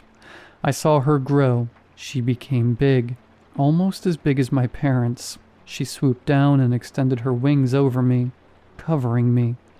I could hear my parents' screams, the houses around me falling and the cracking of the ground. When it finally stopped, everything was silent. The owl removed her protective wings and without warning she flew away. Everything around me was destroyed. The whole neighborhood was gone. I would later be told I was the sole survivor. My story of being saved by the witch owl was dismissed as a child's way of coping with the unimaginable. I know what I saw. I still see her flying by my house from time to time. I carry the scar she left on my left hand from that feeding. And I know that one day, she will stand on my roof to announce my death.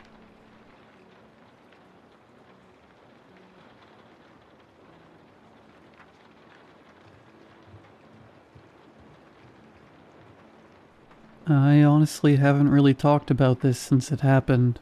I mean, I don't know what I'd say. Nobody would believe me anyway, but it's been weighing on me lately.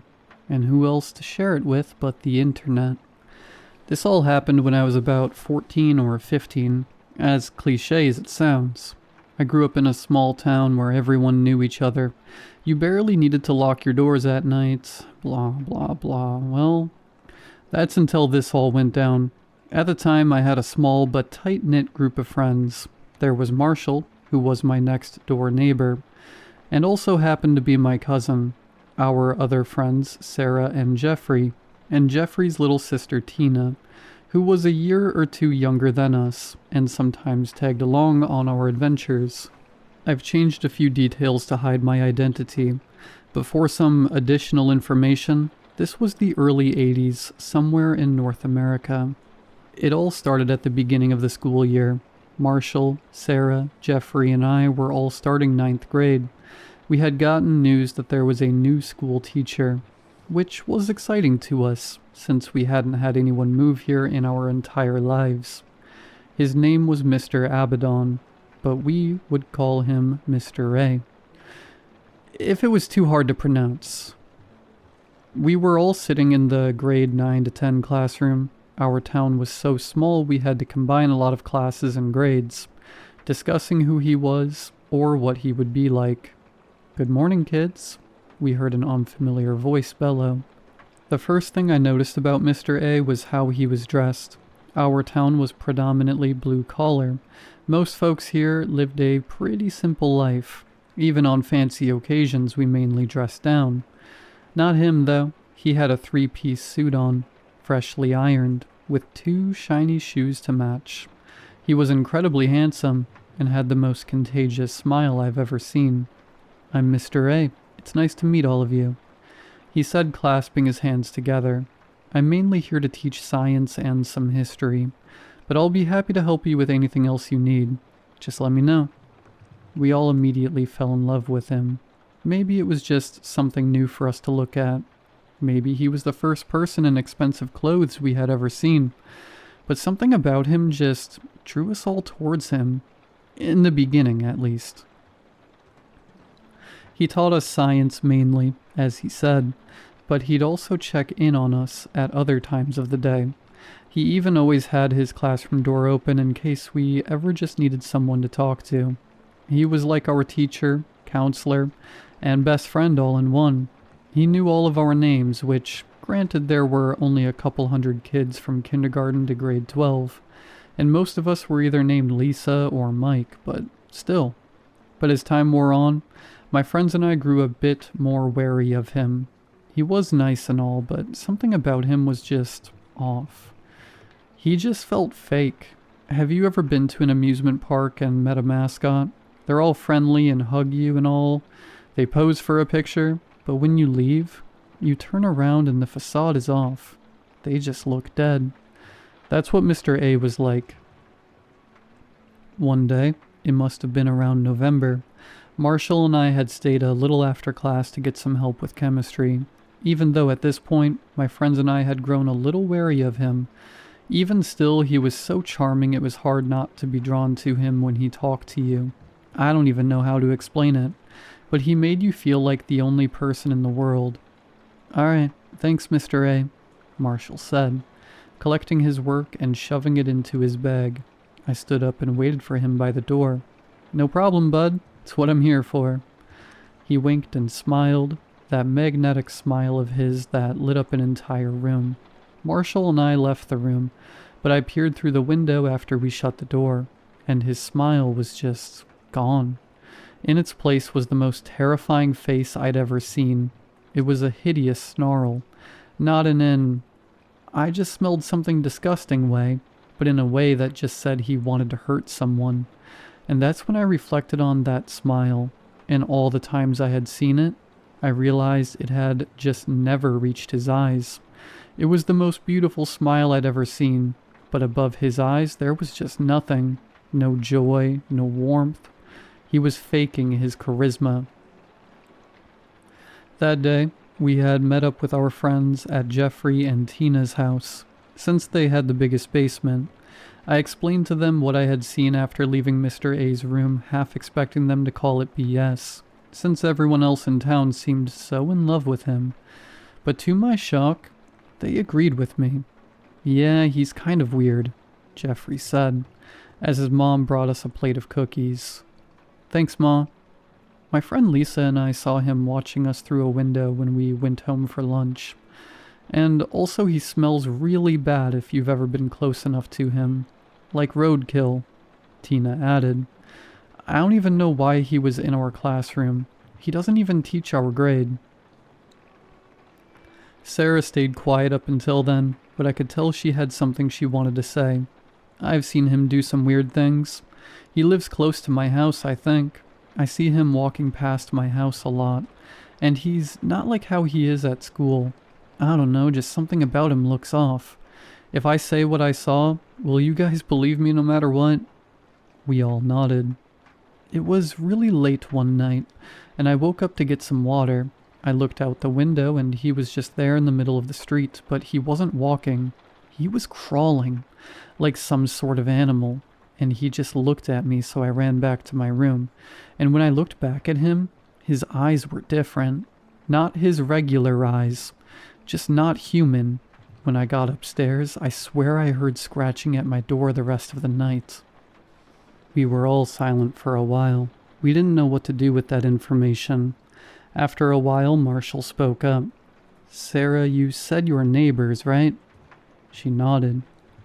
We came up with a plan. One day, we'd all go to Sarah's house. When we saw Mr. A walking down her street, we'd follow him to see where he lives. Then the next day, we'd skip school to break into his house and snoop through his stuff. Truthfully, I don't know what we thought would happen. I don't know if we thought demons or monsters or whatever we thought Mr. A was carried around monster identification cards or something. But whatever we expected, it definitely wasn't what we found. We successfully enacted the first part of the plan the next Monday after that conversation in Jeffrey's basement. As quietly as we could muster, we followed him on our bikes. Well, that was until he walked straight into the woods. Sarah lived on the outskirts of our town, past the final house on her block. Was thick woods. It was near impossible to navigate it. We had tried so many summers. But he just walked into it like he didn't even see it. We ditched our bikes and tried to follow him through the woods. It was hard, but we managed to do it. He eventually led us to what looked like an abandoned cabin. Was that his house? It was barely standing. We watched in horror as he opened the door, but his arm phased right through the wood. He opened the door from the inside. Before he stepped into the house, he looked back and made direct eye contact with us. He smiled at us. Not that charming, ingenuine smile he always gave at school. This one was sinister. I've never seen any human give that expression before. It was pure evil. It was a quiet bike ride home. That night, we decided that Tina wouldn't be allowed to come with us the next day, much to her dismay. But I want to help, she protested. I think he's creepy and weird and I want to come with you guys. Tina, no. I know you just want to help us, but I'm not letting you. Best case scenario, Mr. A is a magician who's creeping on girls. Worst case scenario, we're dealing with demonic stuff. I promise you'll be allowed to hang out with us as much as you want after this. But just this once, stay home with Mom, Jeffrey said roughly. Sarah, Marshall, and I exchanged glances. Obviously, we were no strangers to Tina and Jeffrey's bickering, but this seemed different. Tina sighed. Okay. That night came and went, and we had all successfully lied to our parents about being sick. Once they had all gone to work, we snuck out. We somehow navigated through the thick woods and found that stupid cabin again, and crept our way in. We all stood there in silence. Whatever this was, there's no way any human was living in here. It wasn't what was in there. It was the lack of what was in there. It was just empty. No furniture, no photos, not even a toilet or kitchen. In my lifetime since this day, I've encountered squatters. I know it's possible to live with no electricity or running water, but there was just a complete lack of anything here. No garbage on the ground, no milk jugs full of piss, nothing. How did he come to work so sharply dressed every day if this is how he was living? I knew you guys would be coming around, we heard, and all four of us jumped. We had thought he was at work. He came out of the shadows. I was horrified. He looked even less human than usual, but he was still keeping up that stupid, charming voice. "What are you?" Marshall asked, backing up. Mr. A laughed. "That's not important." As he spoke, his voice started warping, almost like a melting record. It got less and less human as he continued. "What's important is that none of you ever tell anyone what you saw." "Then we won't, I promise. We'll leave, and I swear we'll never tell anyone. We'll take it to our graves," Sarah said. And Jeffrey nodded frantically. As they pleaded, I paid attention to his face. It was moving. His skin looked like it was morphing into something else. "That's not what I meant. What I meant was that none of you will ever leave here again. Do you see what's happening to me? It's been so long since I've fed." At this point, his voice was completely different. It was so atonal. People have a speech pattern. You may not notice it, but they do. When someone's speaking with no rhythm, it sounds truly so disturbing. His voice was deeper than I thought a person could go, but then again, whatever he wasn't a human. His face had melted away. In its place was, I don't even know how to describe it. His eyes were completely black. His skin was gray and deformed. I heard a cracking sound which I soon realized was his spine. He was growing taller. Suddenly he lunged at us. We all jumped away, but Sarah had been scratched by his nails, which were now monster-like claws. I rushed to grab her, and we both ran up the rickety stairs. I heard in the distance Marshall's screams, and Sarah had to cover my mouth to keep sound from coming out of it. Marshall? My neighbor.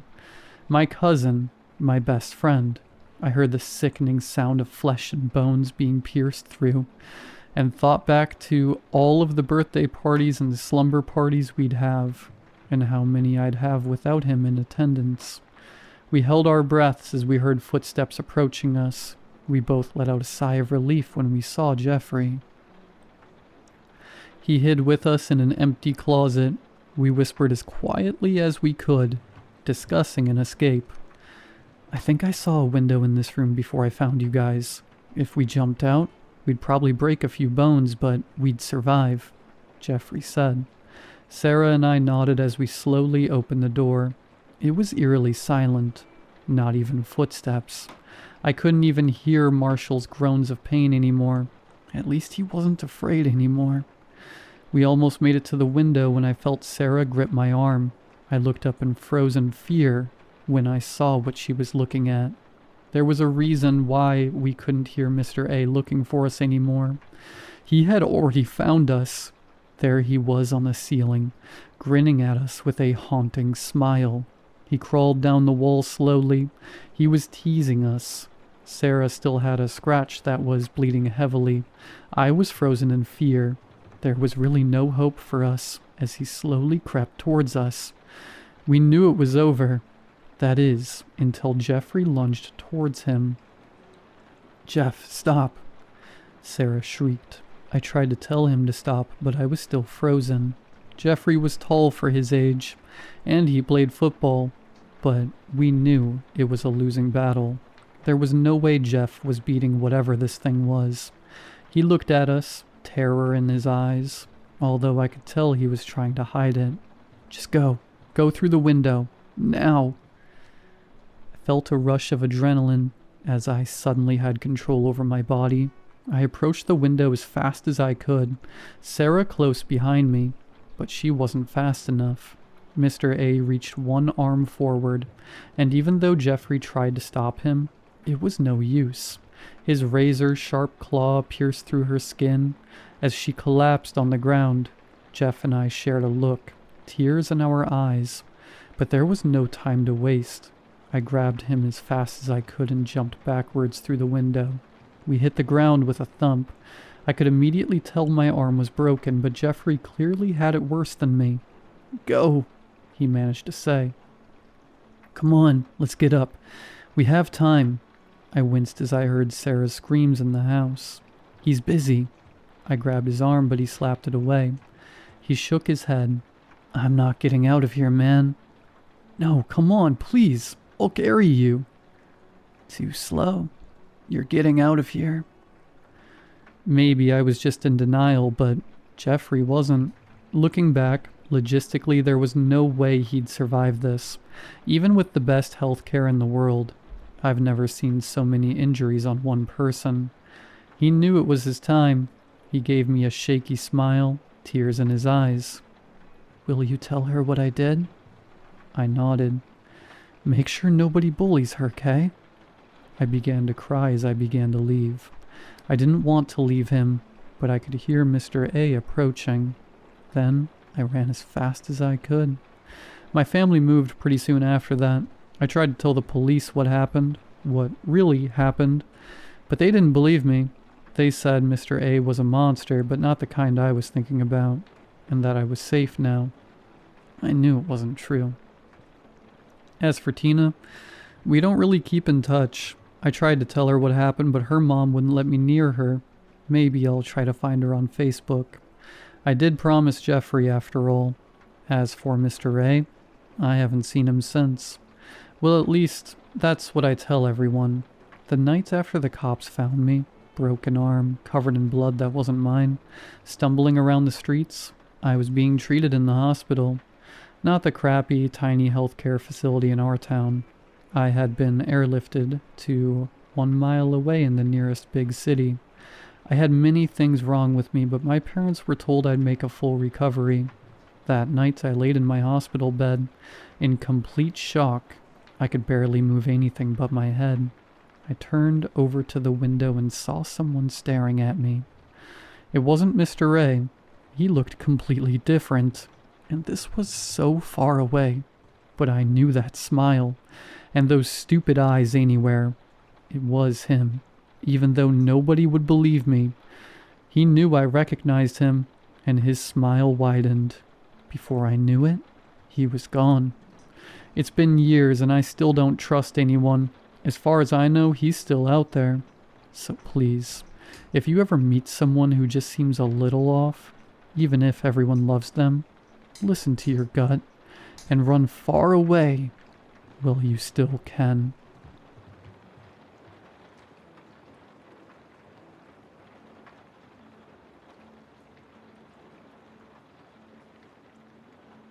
In sophomore year of high school, I practically lived in the library. I'd go there almost every day after school to sit and read.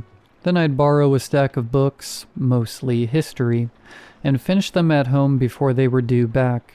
It was routine at this point. That's why I noticed it straight away. I opened a book I'd borrowed about medieval Europe and saw a small white sticker stuck firmly to one of the pages. I leaned in and took a closer look. The sticker was a prescription bottle label. The edges were worn and it had been pieced together in 2 halves. One side was faded to a thin film. It had been peeled off and reapplied, but I could still read the text. At the top was the name of a pharmacy and a date, and below that were some details. T. Hargreaves, an address list below that. Lisinopril, 10 milligrams. Take 1 tablet by mouth every day. I didn't recognize the medication, but I recognized the name. It was Mr. Hargreaves, my history teacher. I saw teachers and students from my school regularly at this library, so I didn't think much of it at the time, but I still stared at it for a second longer than I probably should have. Then I figured it was a mistake and left it there.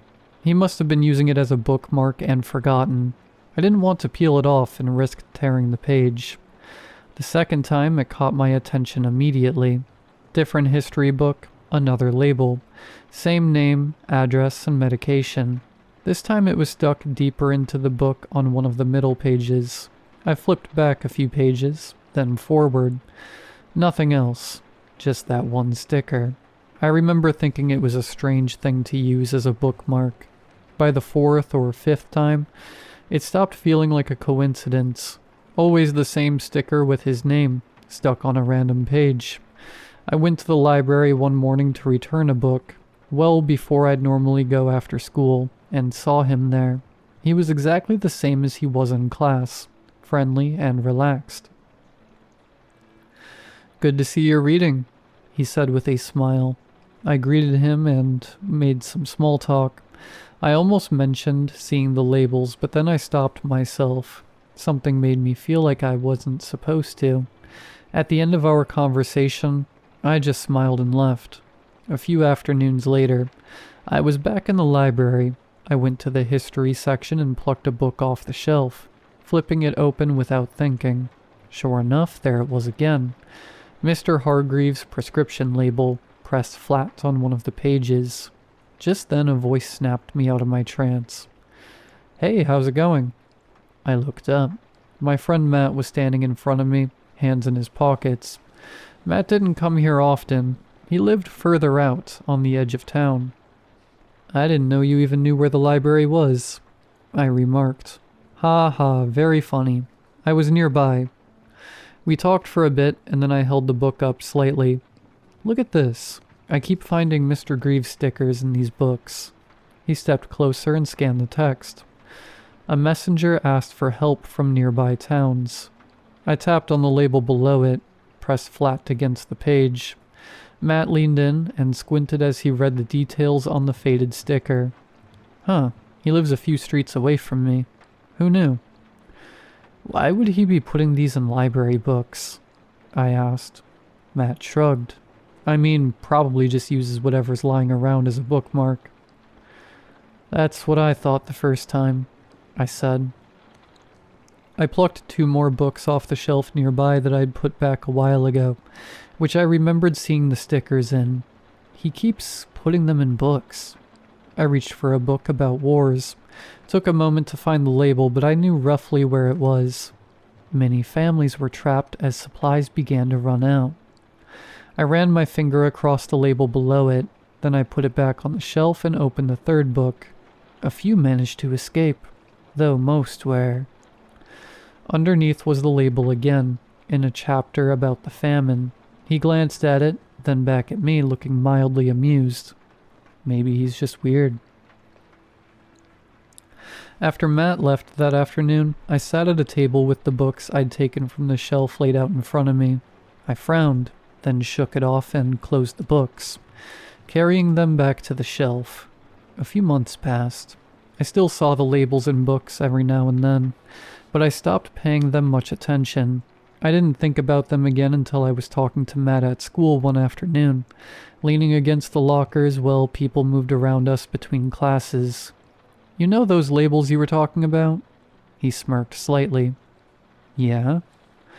"I walk past that house all the time," he said. "Ever since I found out that Hargreaves' address, I can't not notice it. Weird knowing a teacher lives that close to me." I shrugged. They have to live somewhere. Then a pause as he glanced down the hallway. I've heard stuff from inside a few times when I walked past. I raised an eyebrow. What kind of stuff? He frowned like he was trying to decide if it even sounded strange out loud. Like one night I heard something scraping, I guess. And once I think I heard knocking or something, but like from the inside of his door. He made a small motion with his hand, tapping against the locker beside him, and there was a brief silence between us. Anyway, he added, straightening up, probably nothing. That afternoon at the library, I found myself thinking about the labels. I pulled out a few books from the history section and started looking for them. And as I found them again, one by one, I noticed something concerning for the first time. The line of text above each sticker. A messenger asked for help from nearby towns. Many families were trapped as supplies began to run out. A few managed to escape, though most were. I swallowed and looked into more books. Efforts to seek help from neighboring regions. A group managed to escape, though some were. My heart started to race. I put the books down immediately and texted Matt, "Hey, can you show me where Hargreaves' house is?" By the time we got there, it was just starting to get dark. The street was quiet, with a few distant figures occasionally walking past under the streetlights. Mr. Hargreaves' house sat halfway down the road, curtains drawn, no lights on. The same address shown on the prescription label stuck in the books. Matt slowed beside me, hands in his pockets as he glanced at it. "Looks the same as it always does." He shrugged. "What did you think you'd find?" I didn't respond. Couldn't stop staring at it. "We should probably go," he added with a sigh, "before he sees teenagers from his school just standing outside his house. That's gonna be hard to explain." I nodded slowly. "Yeah, you're right." We turned and started walking back the way we came. We'd barely made it a few steps when Matt stopped. I almost walked into him. "What?" I asked. He didn't answer straight away, just tilted his head slightly, listening. Then I heard it too. A dull, hollow sound. Knock, then again. Knock, knock. My heart started racing as Matt turned back toward the house. "That's it," he said quietly. "That's what I was talking about." We both stood there for a second, then walked back towards the house. The front porch croaked slightly as we stepped onto it. The sound came again, louder now from somewhere just beyond the front window. The curtains were drawn, but not fully. There was a small gap where the fabric didn't quite meet. Matt leaned in. "That's weird," he murmured. "I don't remember that." He pointed and I followed his gaze. Behind the curtain, barely visible in the darkness, were wooden boards running horizontally across the window. I felt a chill run through me. "His curtains are always closed," Matt said with a frown. "Wonder why there's wood all behind it." Another knock. Then the curtain shifted slightly. Something moved behind it. I sucked in a breath. "Did you see?" "Yeah," Matt whispered. My hands were shaking as I pulled out my phone and turned on the torch, aiming it through the curtains. The light cut through the gap between the boards. An eye, open wide, staring straight back at us. We screamed and stumbled backwards. Matt grabbed my arm. "What the hell?" The knocking stopped instantly. Silence. Then we heard footsteps from inside the house. We ran. Down the porch steps onto the pavement, away from the house as fast as we could. We didn't stop until we were halfway down the street. My chest was tight, my breathing uneven as I fumbled for my phone. "Call them," Matt said. I told the police everything. The books, the labels, the sounds, the eye staring at us through the window. My voice was shaking so badly I could barely get the words out. By morning, everyone knew. Mr. Hargreaves had been arrested and the house had been sealed off. Inside, they'd found a girl. She was 14, only a few years younger than both of us. She'd gone missing around 3 years ago, from a different state hundreds of miles away. Taken, transported, and kept hidden somewhere no one would think to look. A normal house on a quiet street. Locked away in his house for 3 years. She'd been peeling the prescription labels off empty medication bottles and boxes, whatever she could find in his bin with his address on it without it being noticed, pressing them carefully between the pages of books he brought home from the library, and would eventually have to return. She couldn't write any messages.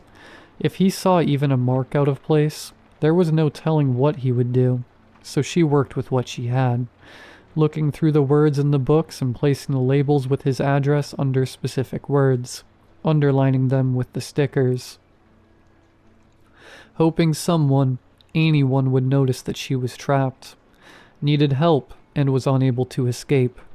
It had been right there the whole time. I kept thinking about how many times I'd seen those labels and dismissed them as something harmless before putting them back on the shelf. If we hadn't gone there that day, she might have never left that house again.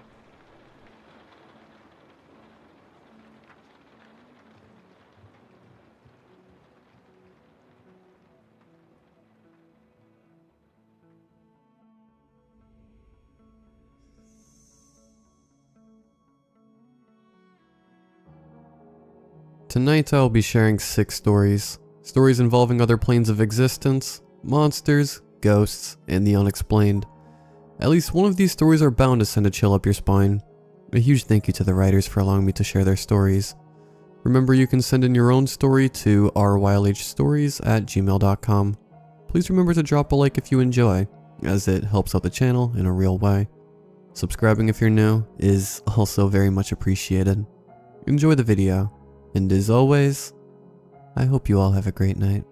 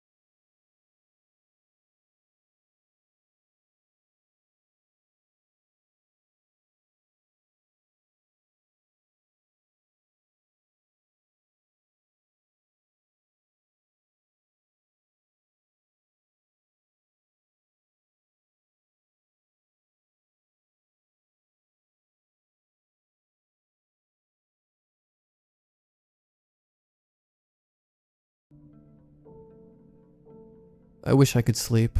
I really do. I don't want to say I have insomnia because I never went for tests, and self-diagnosis can lead you down a rabbit hole I dare not venture. But still, sleep eludes me. It started in high school, I guess. I was on a normal teenage sleep schedule and would regularly amass 6 to 8 hours, and that was plenty.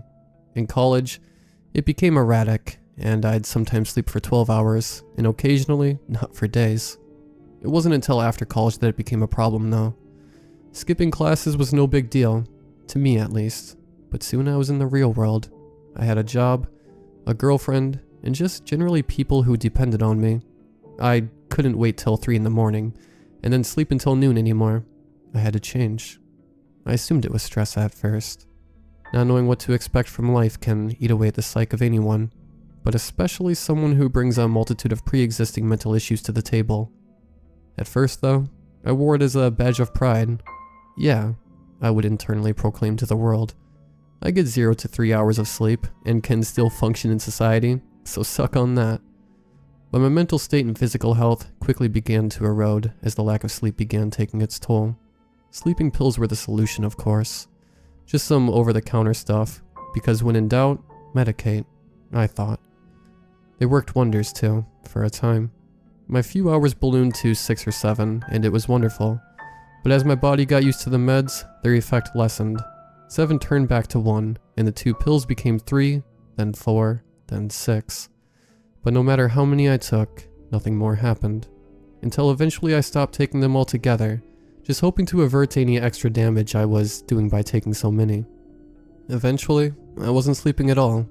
No matter how hard I wanted to, or tried, I'd lay in bed with my eyes closed, listening to the creaks and groans of the house that used to keep me up as a child, but now were my only companions on my slow treks through the night.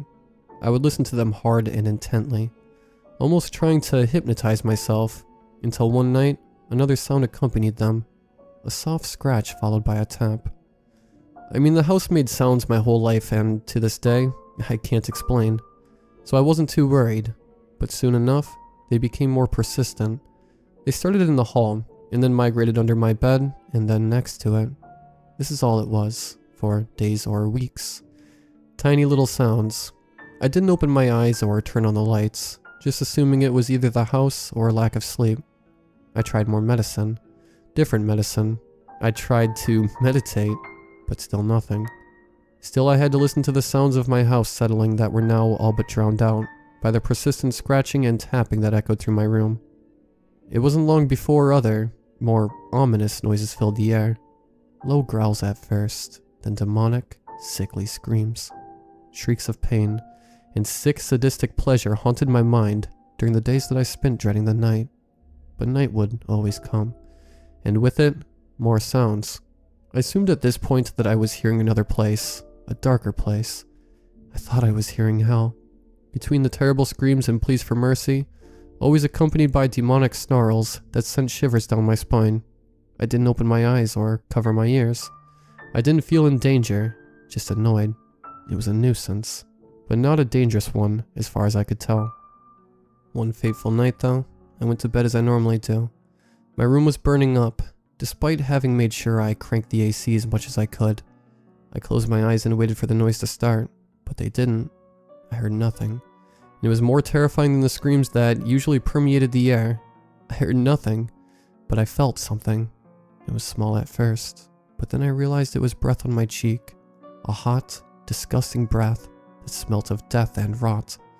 I was focusing on the breath when I felt a weight on my chest and something sharp digging into my skin. I tried not to react.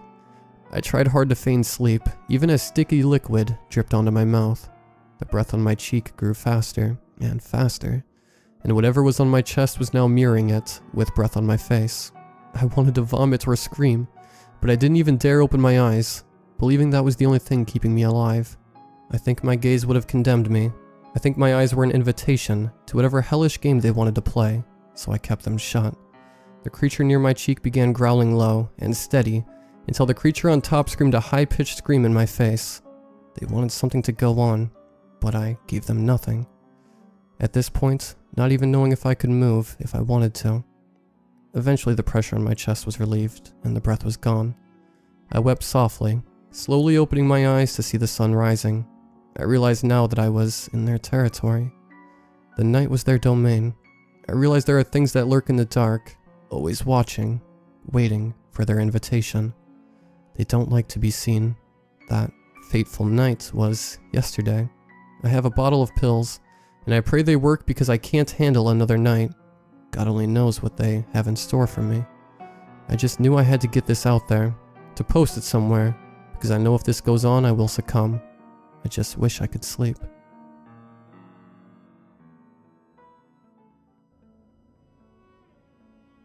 Today, while I was at the checkout of Jim's grocery store, Jim's eye fell out of his socket. It hit the counter with a wet splat, then rolled onto the floor. Jim didn't even notice. He just kept packing away my cans with that same vacant stare. My town shares its tragic history with a lot of rural communities. At one point, we were a small, thriving city of a few thousand people. It was perfect. Small enough to feel like a community, but large enough to have a sturdy economy. Most people were farmers who, admittedly, had tough lives, given the region's harsh climate. You never heard anybody complain, though. They were just happy to provide for their families and contribute what they could to the city. All of that changed in about a 5-year period. Harsh, sweltering, and painfully long droughts reduced most people's farms to nothing but scorched earth. At the same time, a highway was built about 10 kilometers away, which completely cut off any outside traffic. These two factors essentially spelled our death. People, especially families, started to leave in droves. Eventually, only those of us who were too old or stubborn were left behind. Like I said, it's a pretty common story.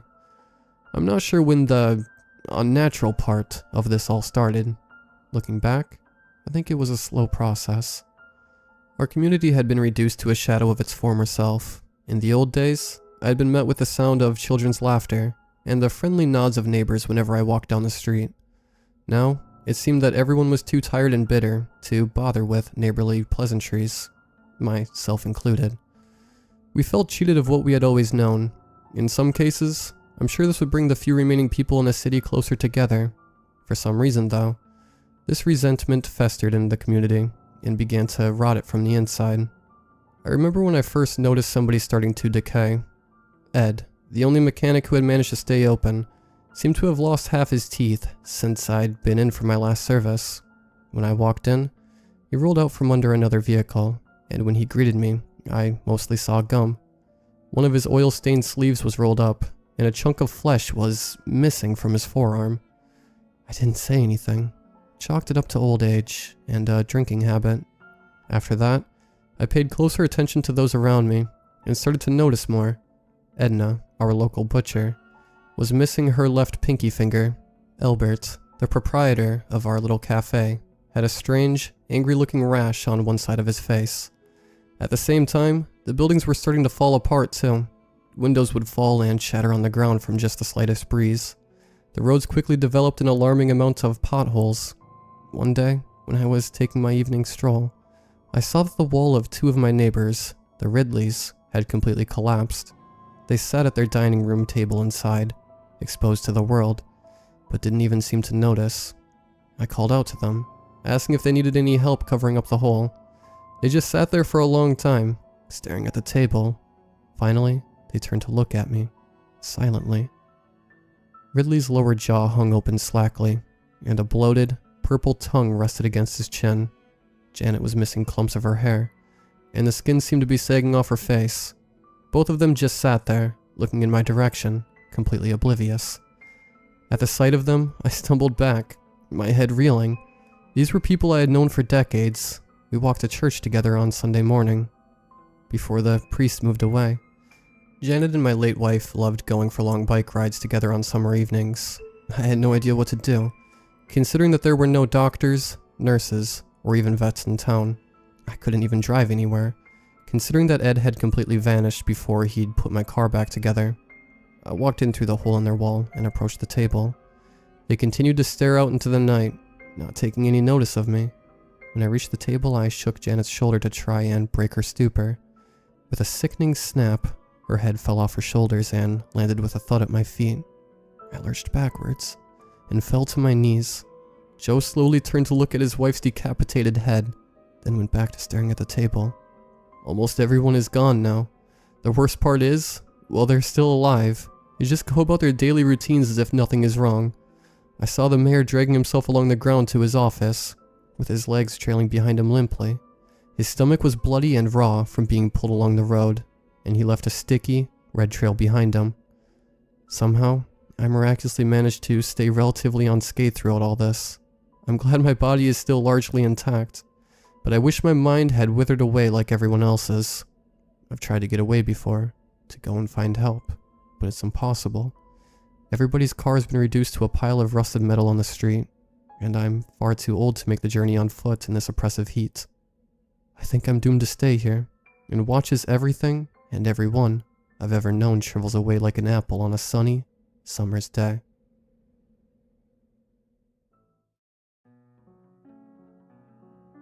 About 2 months ago, I moved close to a massive park in one of the bigger cities in the southwest United States.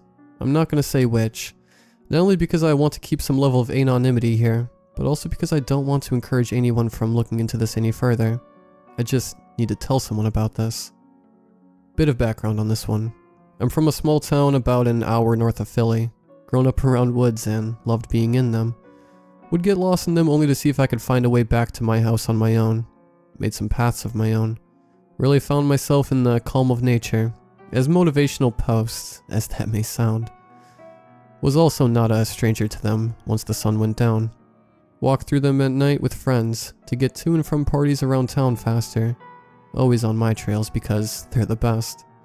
Hidden them countless times from cops or people after us for playing the usual small town prank on a house.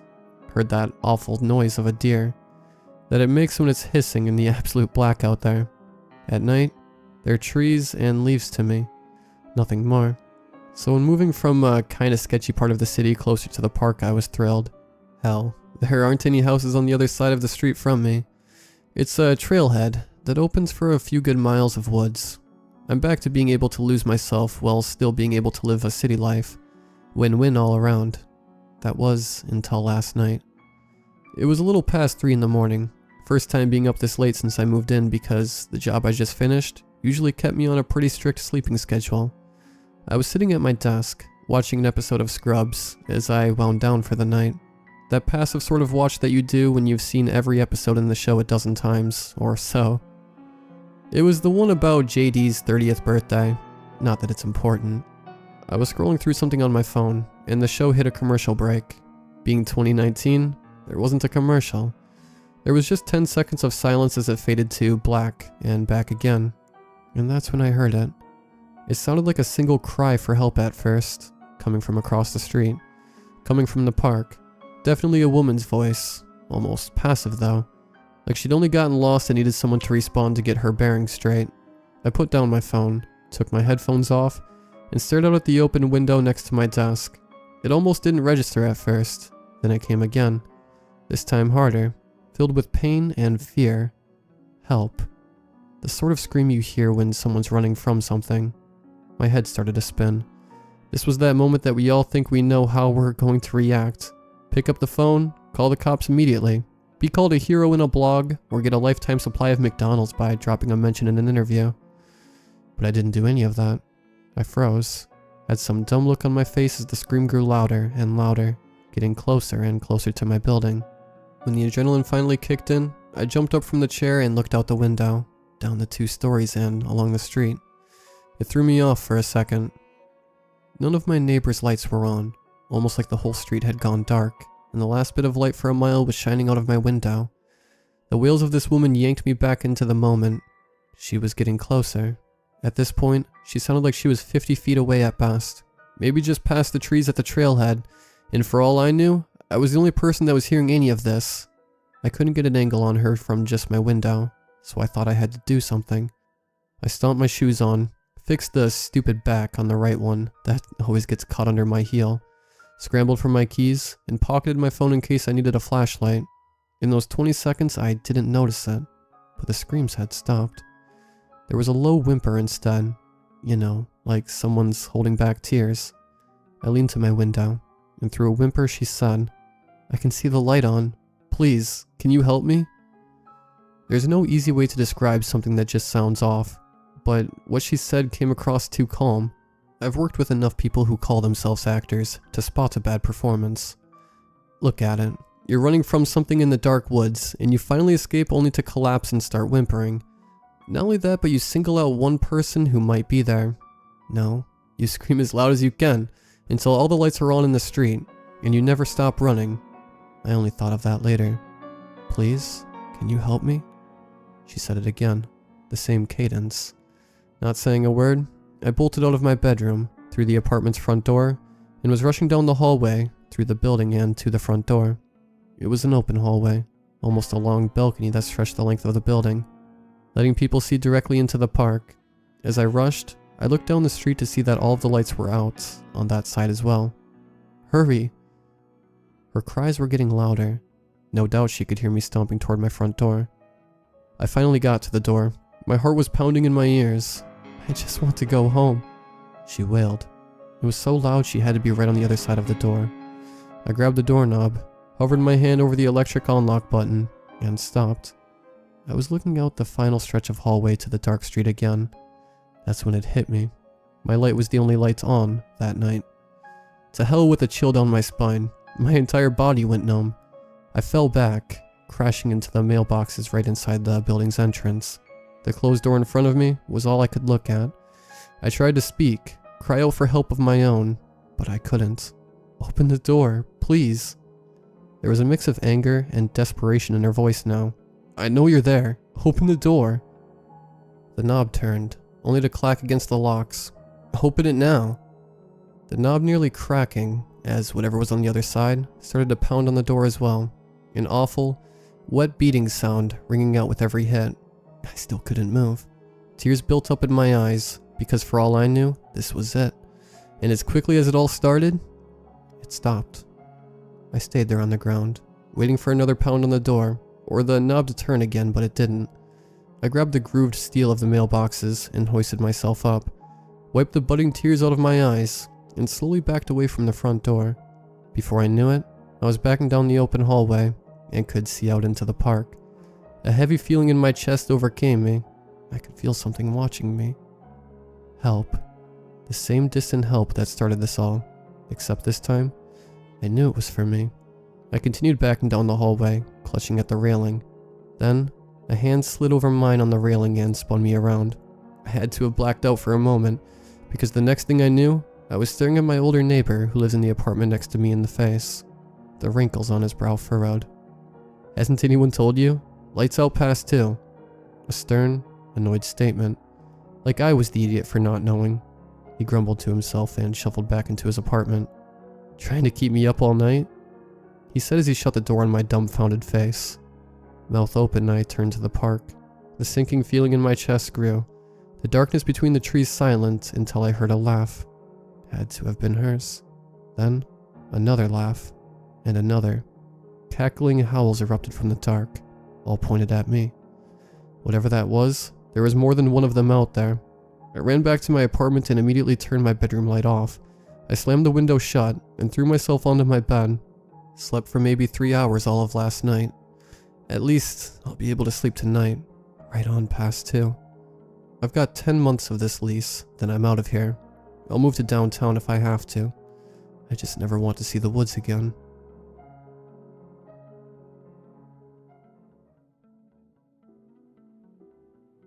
To preface, I'm a junior English major at a somewhat nice public college in Massachusetts.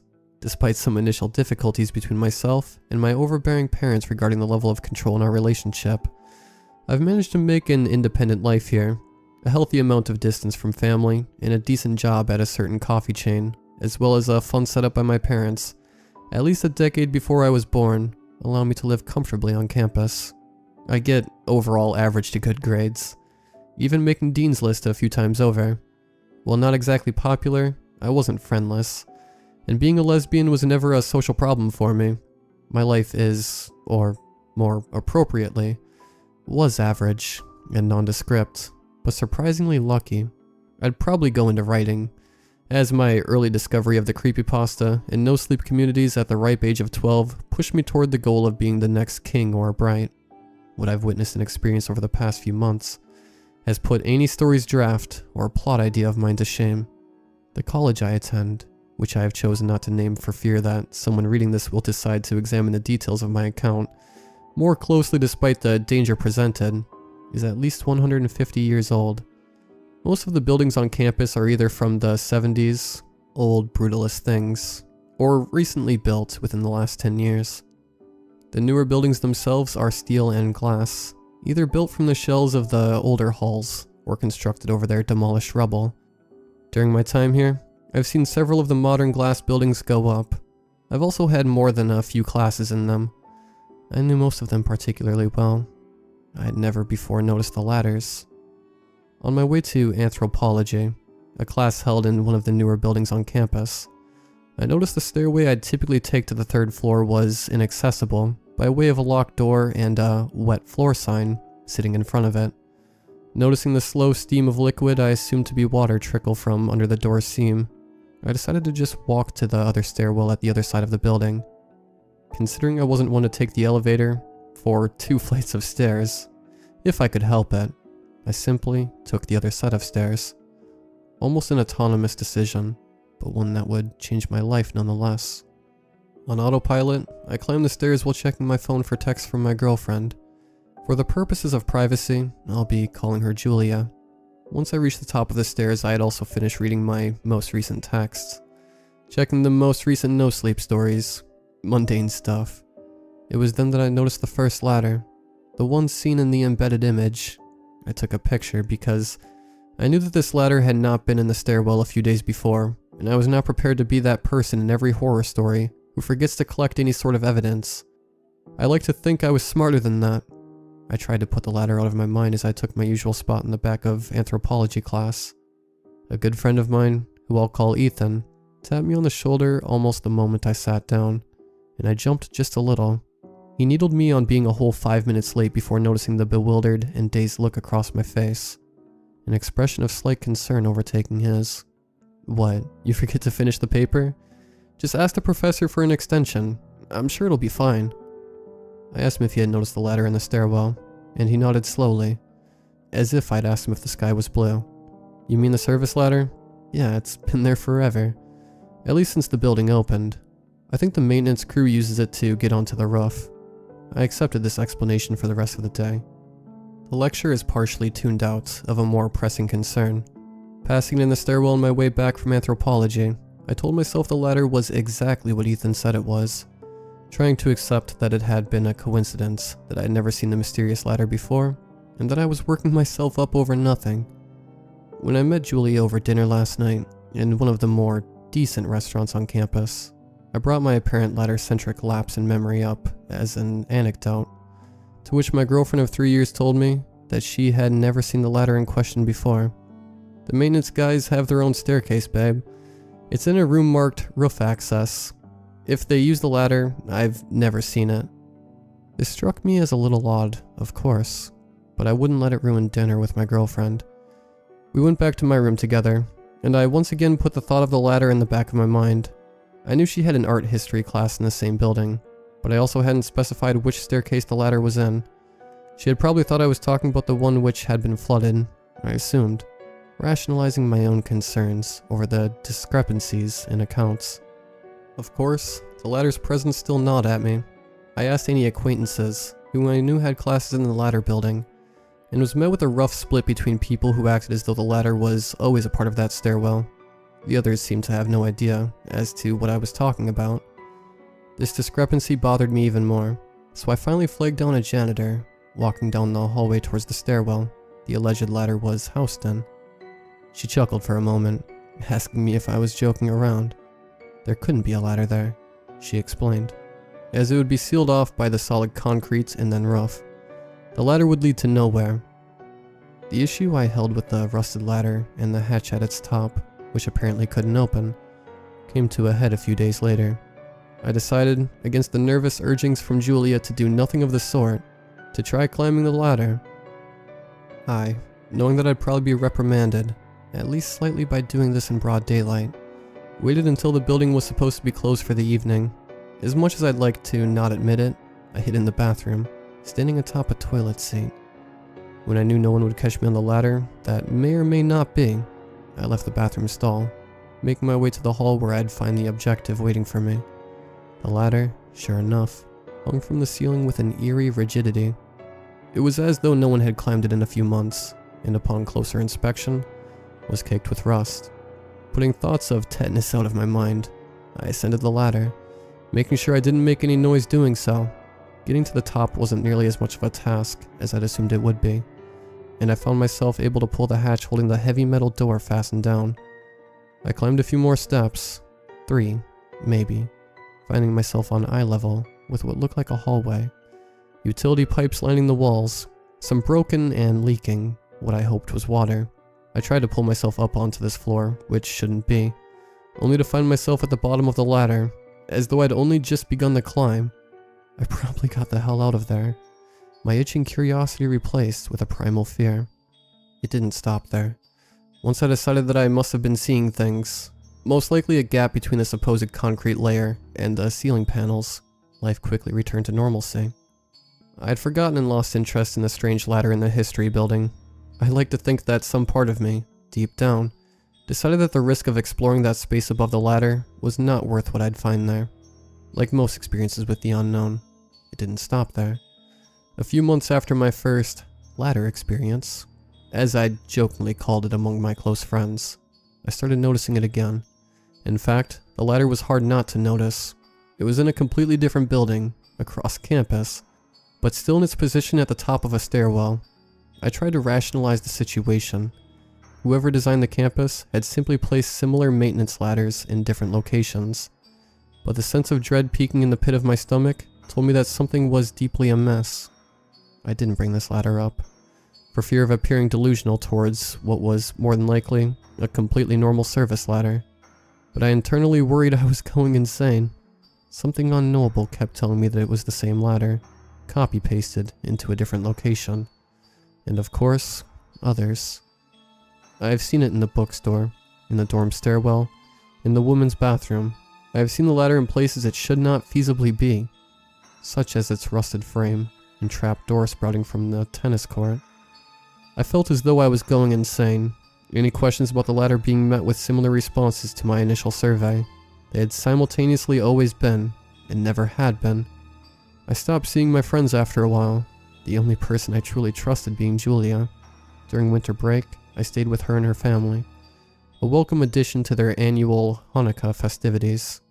Finally, for the first time in months, I felt truly safe from my inanimate stalker. One night, however, I was sitting in the host's living room, Julia asleep and draped with blankets by my side, a cup of tea in one hand and a good book in the other. I got up to dim the lights at least a little, temporarily removing the family cat from my lap. It was when I got to the other side of the room that I saw it, where the fireplace should have been, the ladder.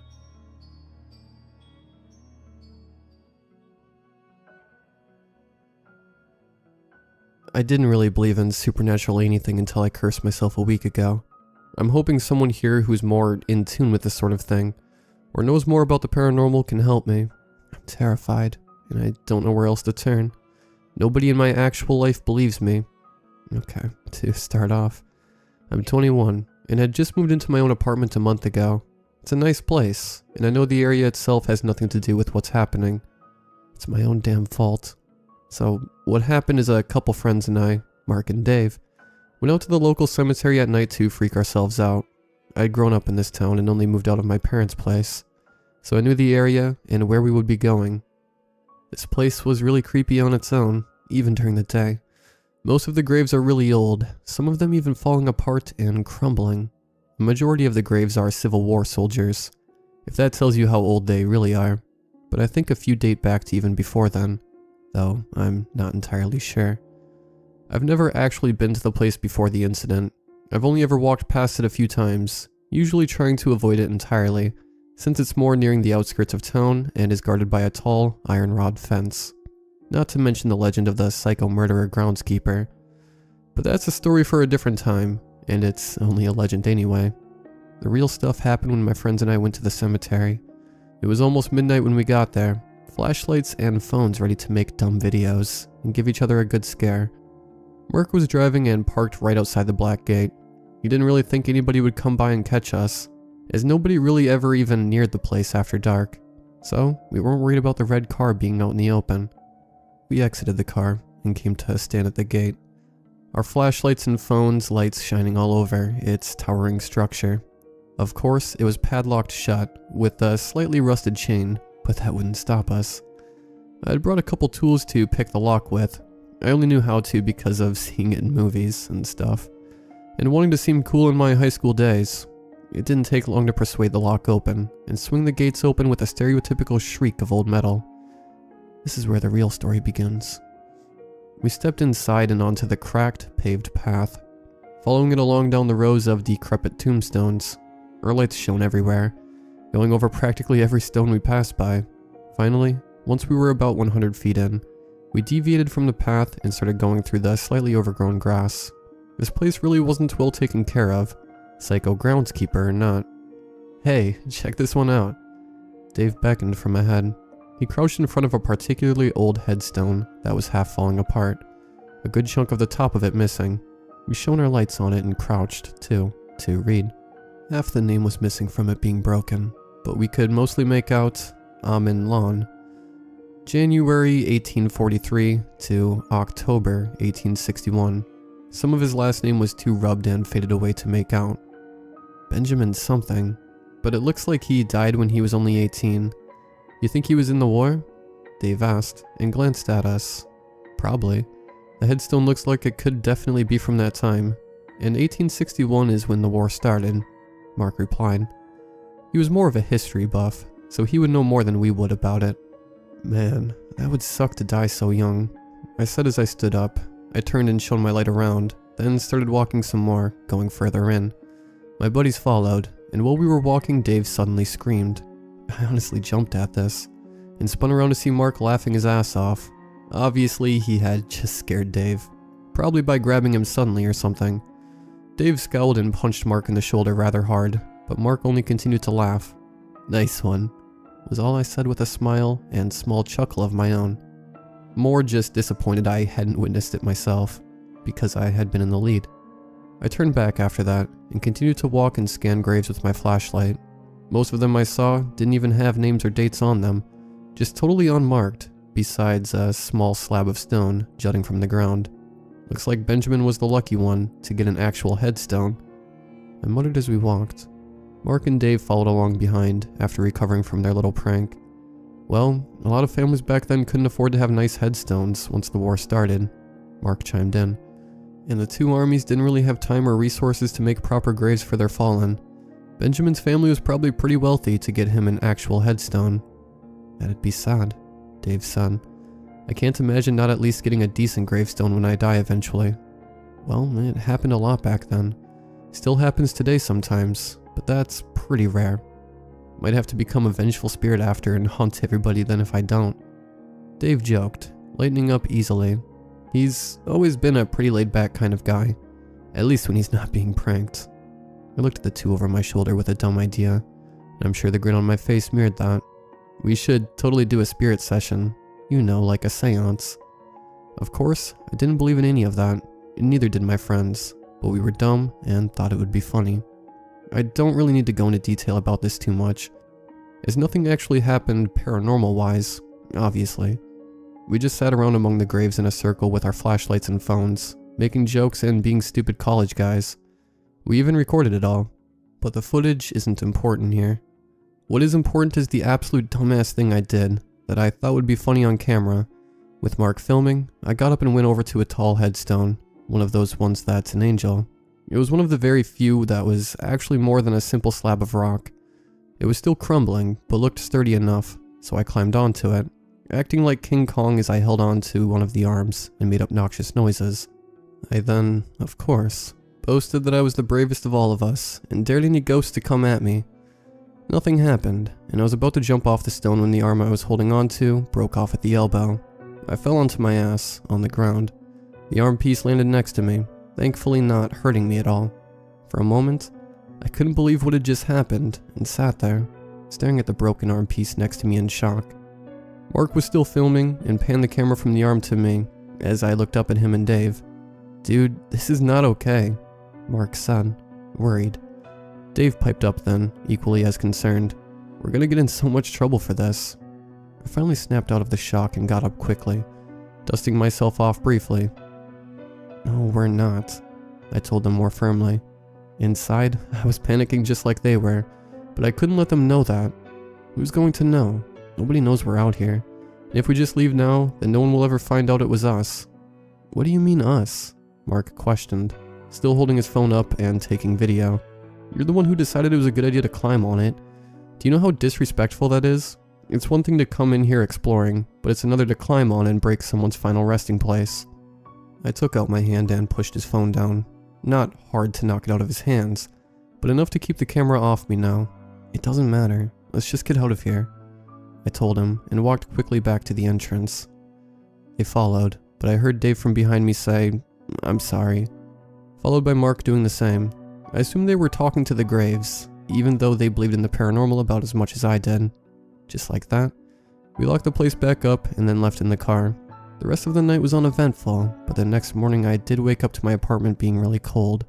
Like, freezer cold. I checked all the windows for a sudden draft, but there was nothing, and they were shut and locked tight.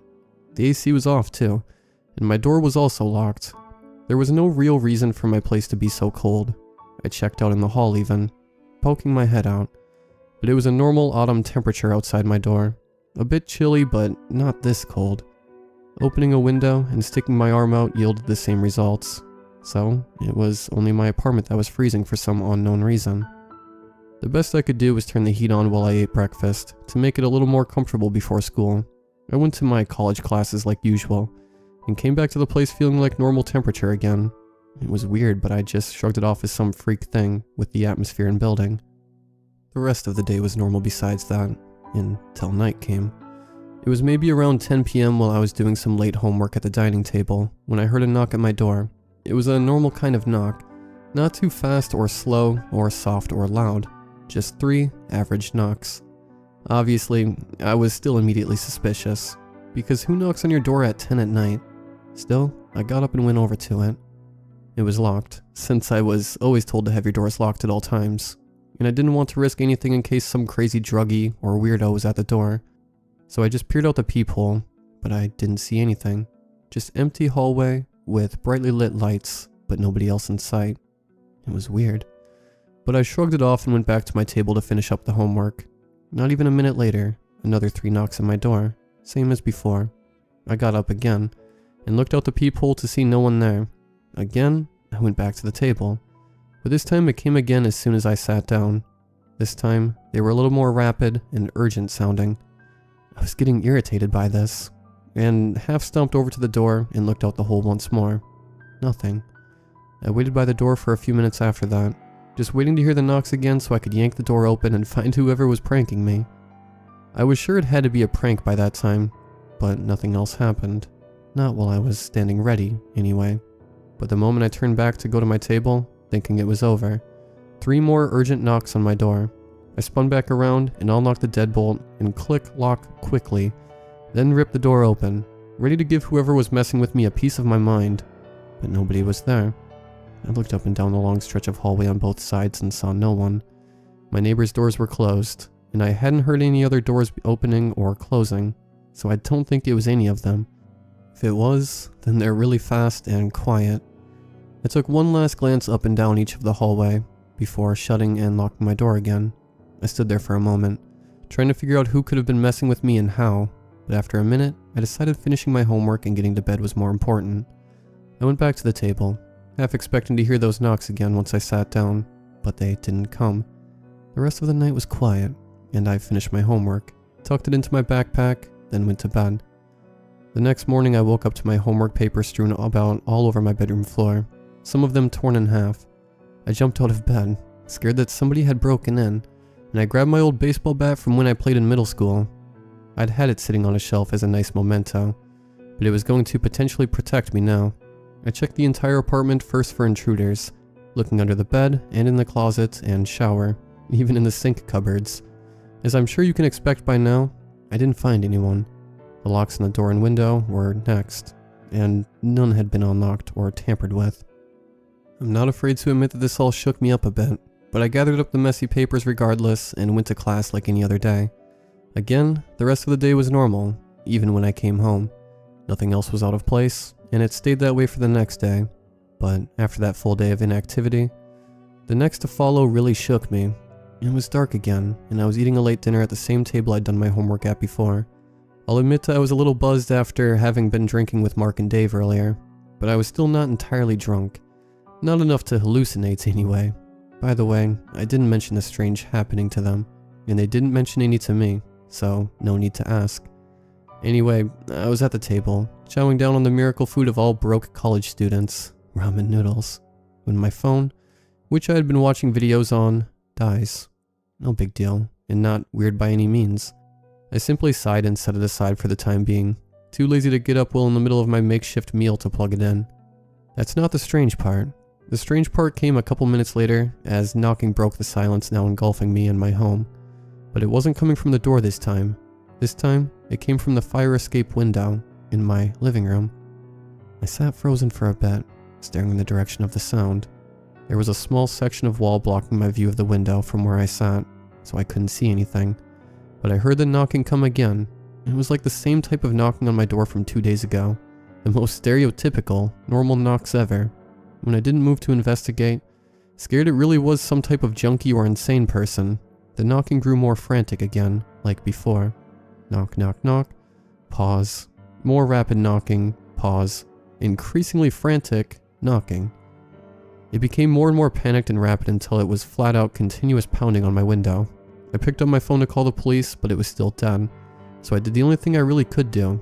I grabbed a knife from my kitchen drawer and shakily crept up behind the wall separating my view from the window. It took a moment to psych myself up for it, but I eventually jumped out from behind the wall with the knife in hand to look threatening, and to feel safer, expecting to see a crazed homeless person or someone like that at my window. No one. Again, no one. The noise stopped as soon as I rounded the corner too. Confusion overtook me as I stared out at the dark night. Lights from the town and other buildings illuminated the fire escape a little, shining off the metal and showing that nobody was there. Even when I went to the window and looked out, and down to make sure no one was trying to hide in the small space under it, there was still nobody. The thing about the fire escape, or any metal fire escape, is that they're noisy. If someone is moving around on one, you're going to hear them if you're nearby. It's just a fact, because the metal creaks and bends and slides. But I hadn't heard a thing. Even if it wasn't a thing, I would have seen whoever was banging on my window, because the pounding stopped the moment I jumped out from behind the wall. There would have been absolutely no time for anyone, no matter how quick you are, to have escaped my sight in that little of time. Needless to say, I was thoroughly freaked out for the night. I made sure the window was still locked and took my phone and the rest of my noodles to my bedroom, where I shut the door and even pushed my dresser in front of it a little, just in case. I plugged in my phone and started watching videos again while eating from the safety of my blanket in bed. I fell asleep at some point and woke up the next morning. At first, things seemed normal with no papers all over the place, and everything in my room seeming to be in order. Except, that was the problem. Everything was exactly the way it should have been, including my dresser being back in its place, in the corner of my room.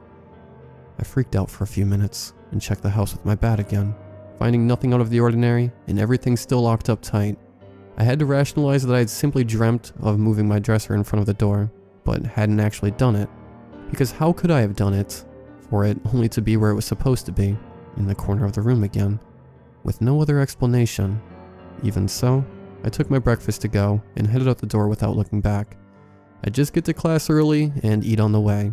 Hopefully things would be normal after that. Maybe all this was from stress brought on by the hard classes, and some guilt from breaking that tombstone anyway. I just needed to relax, so that's what I did. After classes ended for the day, Dave and I went around town, shopping for new video games, eating out at fast food places a couple of times, and just generally wandering the town. It was a fun time. The only thing that would have made it more fun was if Mark would have come, but he had to spend time with his family, which was understandable since his little sister was in the hospital. It was nothing serious, just getting her tonsils out and having to stay for a while after due to some other minor medical issues. She's fine now, by the way. After all the fun and having purchased the latest Call of Duty for PS4, I headed back to my apartment like normal, at around 8 p.m. By then, the sun was finally going down, so it was more or less dusk, but not full on dark out yet. I entered, locked the door behind me like always, and then went to my room to unpack and play my new game. I'd only just put the disc into my PS4 when I started to hear what sounded like whispering. The funny thing was, it didn't sound like it was coming from any one spot in the room or outside. It sounded like it was all around me, surrounding me, but it was all one voice. The same voice with the same angry tone. I don't know what it was saying though. I couldn't make that out. Instead of being scared like the little baby I had been for the past few days, I decided to chalk it up to a draft of the wind outside and ignore it. This explanation didn't make sense, since I had checked for drafts before when it was freezing and found nothing, and the wind hadn't been blowing at all when I was outside, but that was the best, rational explanation I had, so I went with it, deciding it was fine.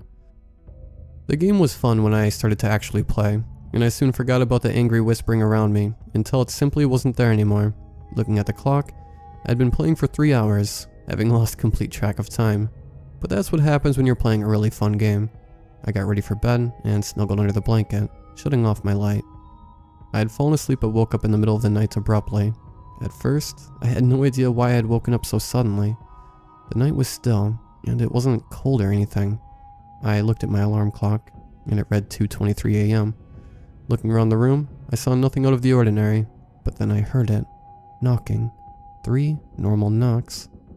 Only this time, it wasn't coming from my door or a window. It was coming from under my bed. Someone was knocking on my bed from underneath. With it soon came a deep, raspy voice that sounded like an old recording almost. It said to me, just loud enough to be heard above the knocking, "I don't like you." I sat there frozen in fear for what seemed like forever, until the knocking grew more frantic like it always had, steadily getting more and more rapid and forceful. Finally, I snapped out of terror enough to grab my phone from the nightstand, and I stood up on my bed. In one bound, I jumped off my bed and cleared most of the tiny bedroom. I flung the bedroom door open and ran outside, into the hall. Looking back, I had to unlock the door with trembling hands, so no one came in that way. From the hall, I called the police, fast walking down the hall to the elevator, all the while looking over my shoulder and staring at my unmoving door, just waiting for someone to burst through it and run at me. That didn't happen, and I stayed by the elevator, ready to push the button if it did, but unwilling to leave so whoever was in my apartment couldn't escape through the door without me seeing them. The police arrived within minutes, and went to my apartment, pistols ready. I waited out in the hall with one of them, anxiously waiting for the 2 officers who went inside to drag some meth head, screaming, out in handcuffs. After a few minutes, the 2 emerged from the apartment, empty-handed. "We couldn't find anyone in the home," one of them told me, a look of annoyance on his face. "And every window was locked. There's no signs of a break-in at all." He paused, frowning at me. "Next time you call us with a false alarm again, we'll bring you in." With that, he and his partner walked away. The one cop who had been standing out in the hall with me gave me a sympathetic look. She had seen how distraught and terrified I was, how anxiously I was waiting while her squad members were searching my apartment. She knew I wasn't faking it. "Give us a call if it happens again, but for now, I suggest you get a friend to take you in for a bit, to cool down some," she told me, then walked away, following her partners. I could only watch as they left, still shaking and not wanting to go back inside that apartment, but I had to. I briefly went back inside to grab my keys, a couple clothes, my backpack, and phone charger, then locked the place up and left. I called Dave twice before he groggily picked up, and by the time he had, I was already parked outside his house. I told him what was up, and that I had to crash at his place for a few days to ease my nerves. I didn't say that a mysterious whatever had been terrorizing me though. I just said that someone had broken in, and that they fled before the police could get there. He readily agreed to let me stay with him for a bit, and he came down to unlock the door and let me in. Those few nights were rather uneventful. However, I did hear a few thumps at nights here and there, but I assumed it was just his pit bull roaming the house. She's a really sweet dog, but she's big, and tends to be clumsy, so I wouldn't be surprised if it was her bumping into things in the dark. The random bumps at night were unnerving, sure, but it was nothing compared to when I was at my own place. Eventually, I did have to go back to my apartment though. I had to grow a pair and suck it up. The night I went back, I was so on edge. Every little sound made me jump, and I couldn't get to sleep easily once the time came. I did fall into a restless sleep at some point, and woke up with a nasty headache. Basically, I felt like I'd been hit by a bus. That kind of morning. Still, it was quiet and normal. Nothing unusual or scary happened, and nothing like that happened the following night either. It was last night that things really escalated. And it's the whole reason I'm typing this all out here. This is something I really can't explain, no matter how hard I try, or how much I want to say I'm just going insane from stress at school, or guilt, or whatever. None of it makes sense. Last night, I was in my bed and about to fall asleep when I heard that knocking again. It was softer and distant, definitely coming from my front door. However, instead of starting off normal and rhythmic like all the times before, it was already frantic and aggressive pounding. My bedroom door was shut, and I had a lock installed on it, another deadbolt like the one on my front door. That was in place, and I had my bat ready in my hands the moment I realized what was going on. I scooted my back against the headboard and wall, eyes transfixed on the door like at any moment it would burst open. But something worse happened. The banging on my door stopped. I didn't hear it open, and I didn't hear it being knocked down, but somehow, something got in. Yes, something. I am 100% certain now that whatever is tormenting me is not human. It can't be.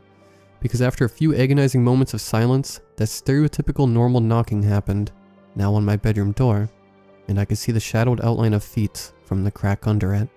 The figure darker than the normal darkness around it. It knocked 3 times, then paused, then knocked again. This time, a lot more slowly. It was as if the thing was taunting me. It stopped for another minute, but the darker shadows underneath the door didn't move. It was just standing there, staring at the door. I stared back clutched tightly in my hands, and knees to my chest with the blanket over them. In the silence, I finally realized to call 911 again, and so I did. Phone in one hand and bat in the other, I continued to watch the door as that thing stood there in front of it. When the man on the other end picked up, the panic really set in. I said loudly in a trembling voice that somebody was in my apartment, and right outside my bedroom door, and to send police right away. I was hoping that by saying this loudly, it would scare whoever was outside my door away, but they didn't move.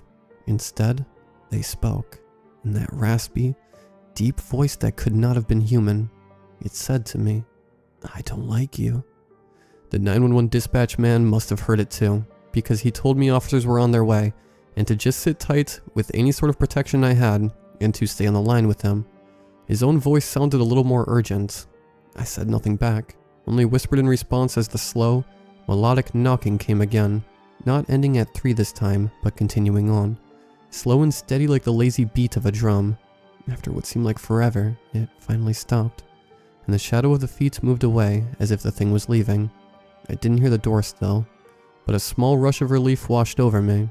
That is, until I felt the hairs on the back of my neck stand up, and I felt the presence of someone right beside me. I didn't even have time to turn before that old recording of a voice whispered into my ear. The face close enough to feel their breath on my skin and send chills down my spine. Disrespectful cretin. Without thinking, my head turned, and in the very dim light of my alarm clock, I saw its face. Half of it shrouded in shadow. I saw the face of what appeared to be a soldier from centuries ago, but his skin was rotting. He was a corpse. His skin gray or green and falling off, exposing bone in places and just barely hanging on in others. The eye that I could see was fogged over, like steamed up glass, and he wore a very dirty and battered dark blue cap. I didn't notice anything about his body, but that half-shadowed face is burned into my memory forever, a mental scar that will never heal. I screamed at the top of my lungs, so loud I'm sure everyone in the entire building could hear me. The bat left my hand, not even taking a swing at the corpse man, as I jumped up and raced to my bedroom door. I tore open the lock and booked it out of there, somehow still managing to hold onto my phone as I hauled ass out of the building entirely. I went to my car and locked myself in, checking the back seat just in case, before curling up into a ball in the driver's seat and sobbing like a baby. All the while, I was still on the line with the 911 dispatcher, and he tried to calm me down after ensuring I was safe in my locked car. Police came soon after and stormed my apartment. Of course, they found nothing unusual, besides the bent lock on my bedroom door. Yeah, I had been so terrified and frantic to get out that I bent a deadbolt a little. Thankfully, the officers were different this time, so I didn't get arrested for another false report. I called Dave again after they left, still sitting in my car, and I asked if I could stay over for a few more nights again. The really scary thing is that while I talked to him, I looked up at my apartment window from my car, and the light turned on. Then, I saw that same zombie soldier appear and look right down at me. He waved slowly, and the light went out after another couple seconds. I'm ashamed to admit in this whole adventure that I'd wet my pants, but anybody would in this situation, right? It doesn't matter. I'm at Dave's house again, writing this all on my phone from his couch. Every single light is on right now, even though it's only 9 p.m., and Dave is sitting right next to me playing his own PS4. His dog, Rosie, is sleeping at his feet too. I feel a lot safer right now, but I'm terrified for night to come. I don't think it'll come from me here, since it didn't before, but I don't know. I don't want to think it'll take the chance. Dave still doesn't know everything that's happened. Not the paranormal aspect of it. It has to be paranormal, right? How else does any of this happen? Nothing makes sense, and I've never been this scared in my life. Mark knows some of it, and he suggested we go back to the cemetery to apologize to the graves about what I did, specifically the one I broke. It sounds stupid, and I know he doesn't even believe that what's going on is paranormal, or has to do with ghosts, but I know he's trying to suggest something to give me some sort of closure in all this. He's a good friend like that. Still, I'm hesitant to go back to that place anyway, where I'm sure it all started. What if the corpse soldier is there? What if he comes after me where there aren't any walls, or doors to separate us, or police to come running? I know he got into my room once, but it still feels like I'll be a lot more vulnerable outside. I don't know what to do. I'm so scared and I want it all to stop. I'm convinced this thing isn't within reason or logic or science. That's why I'm here, asking you guys who know about the supernatural.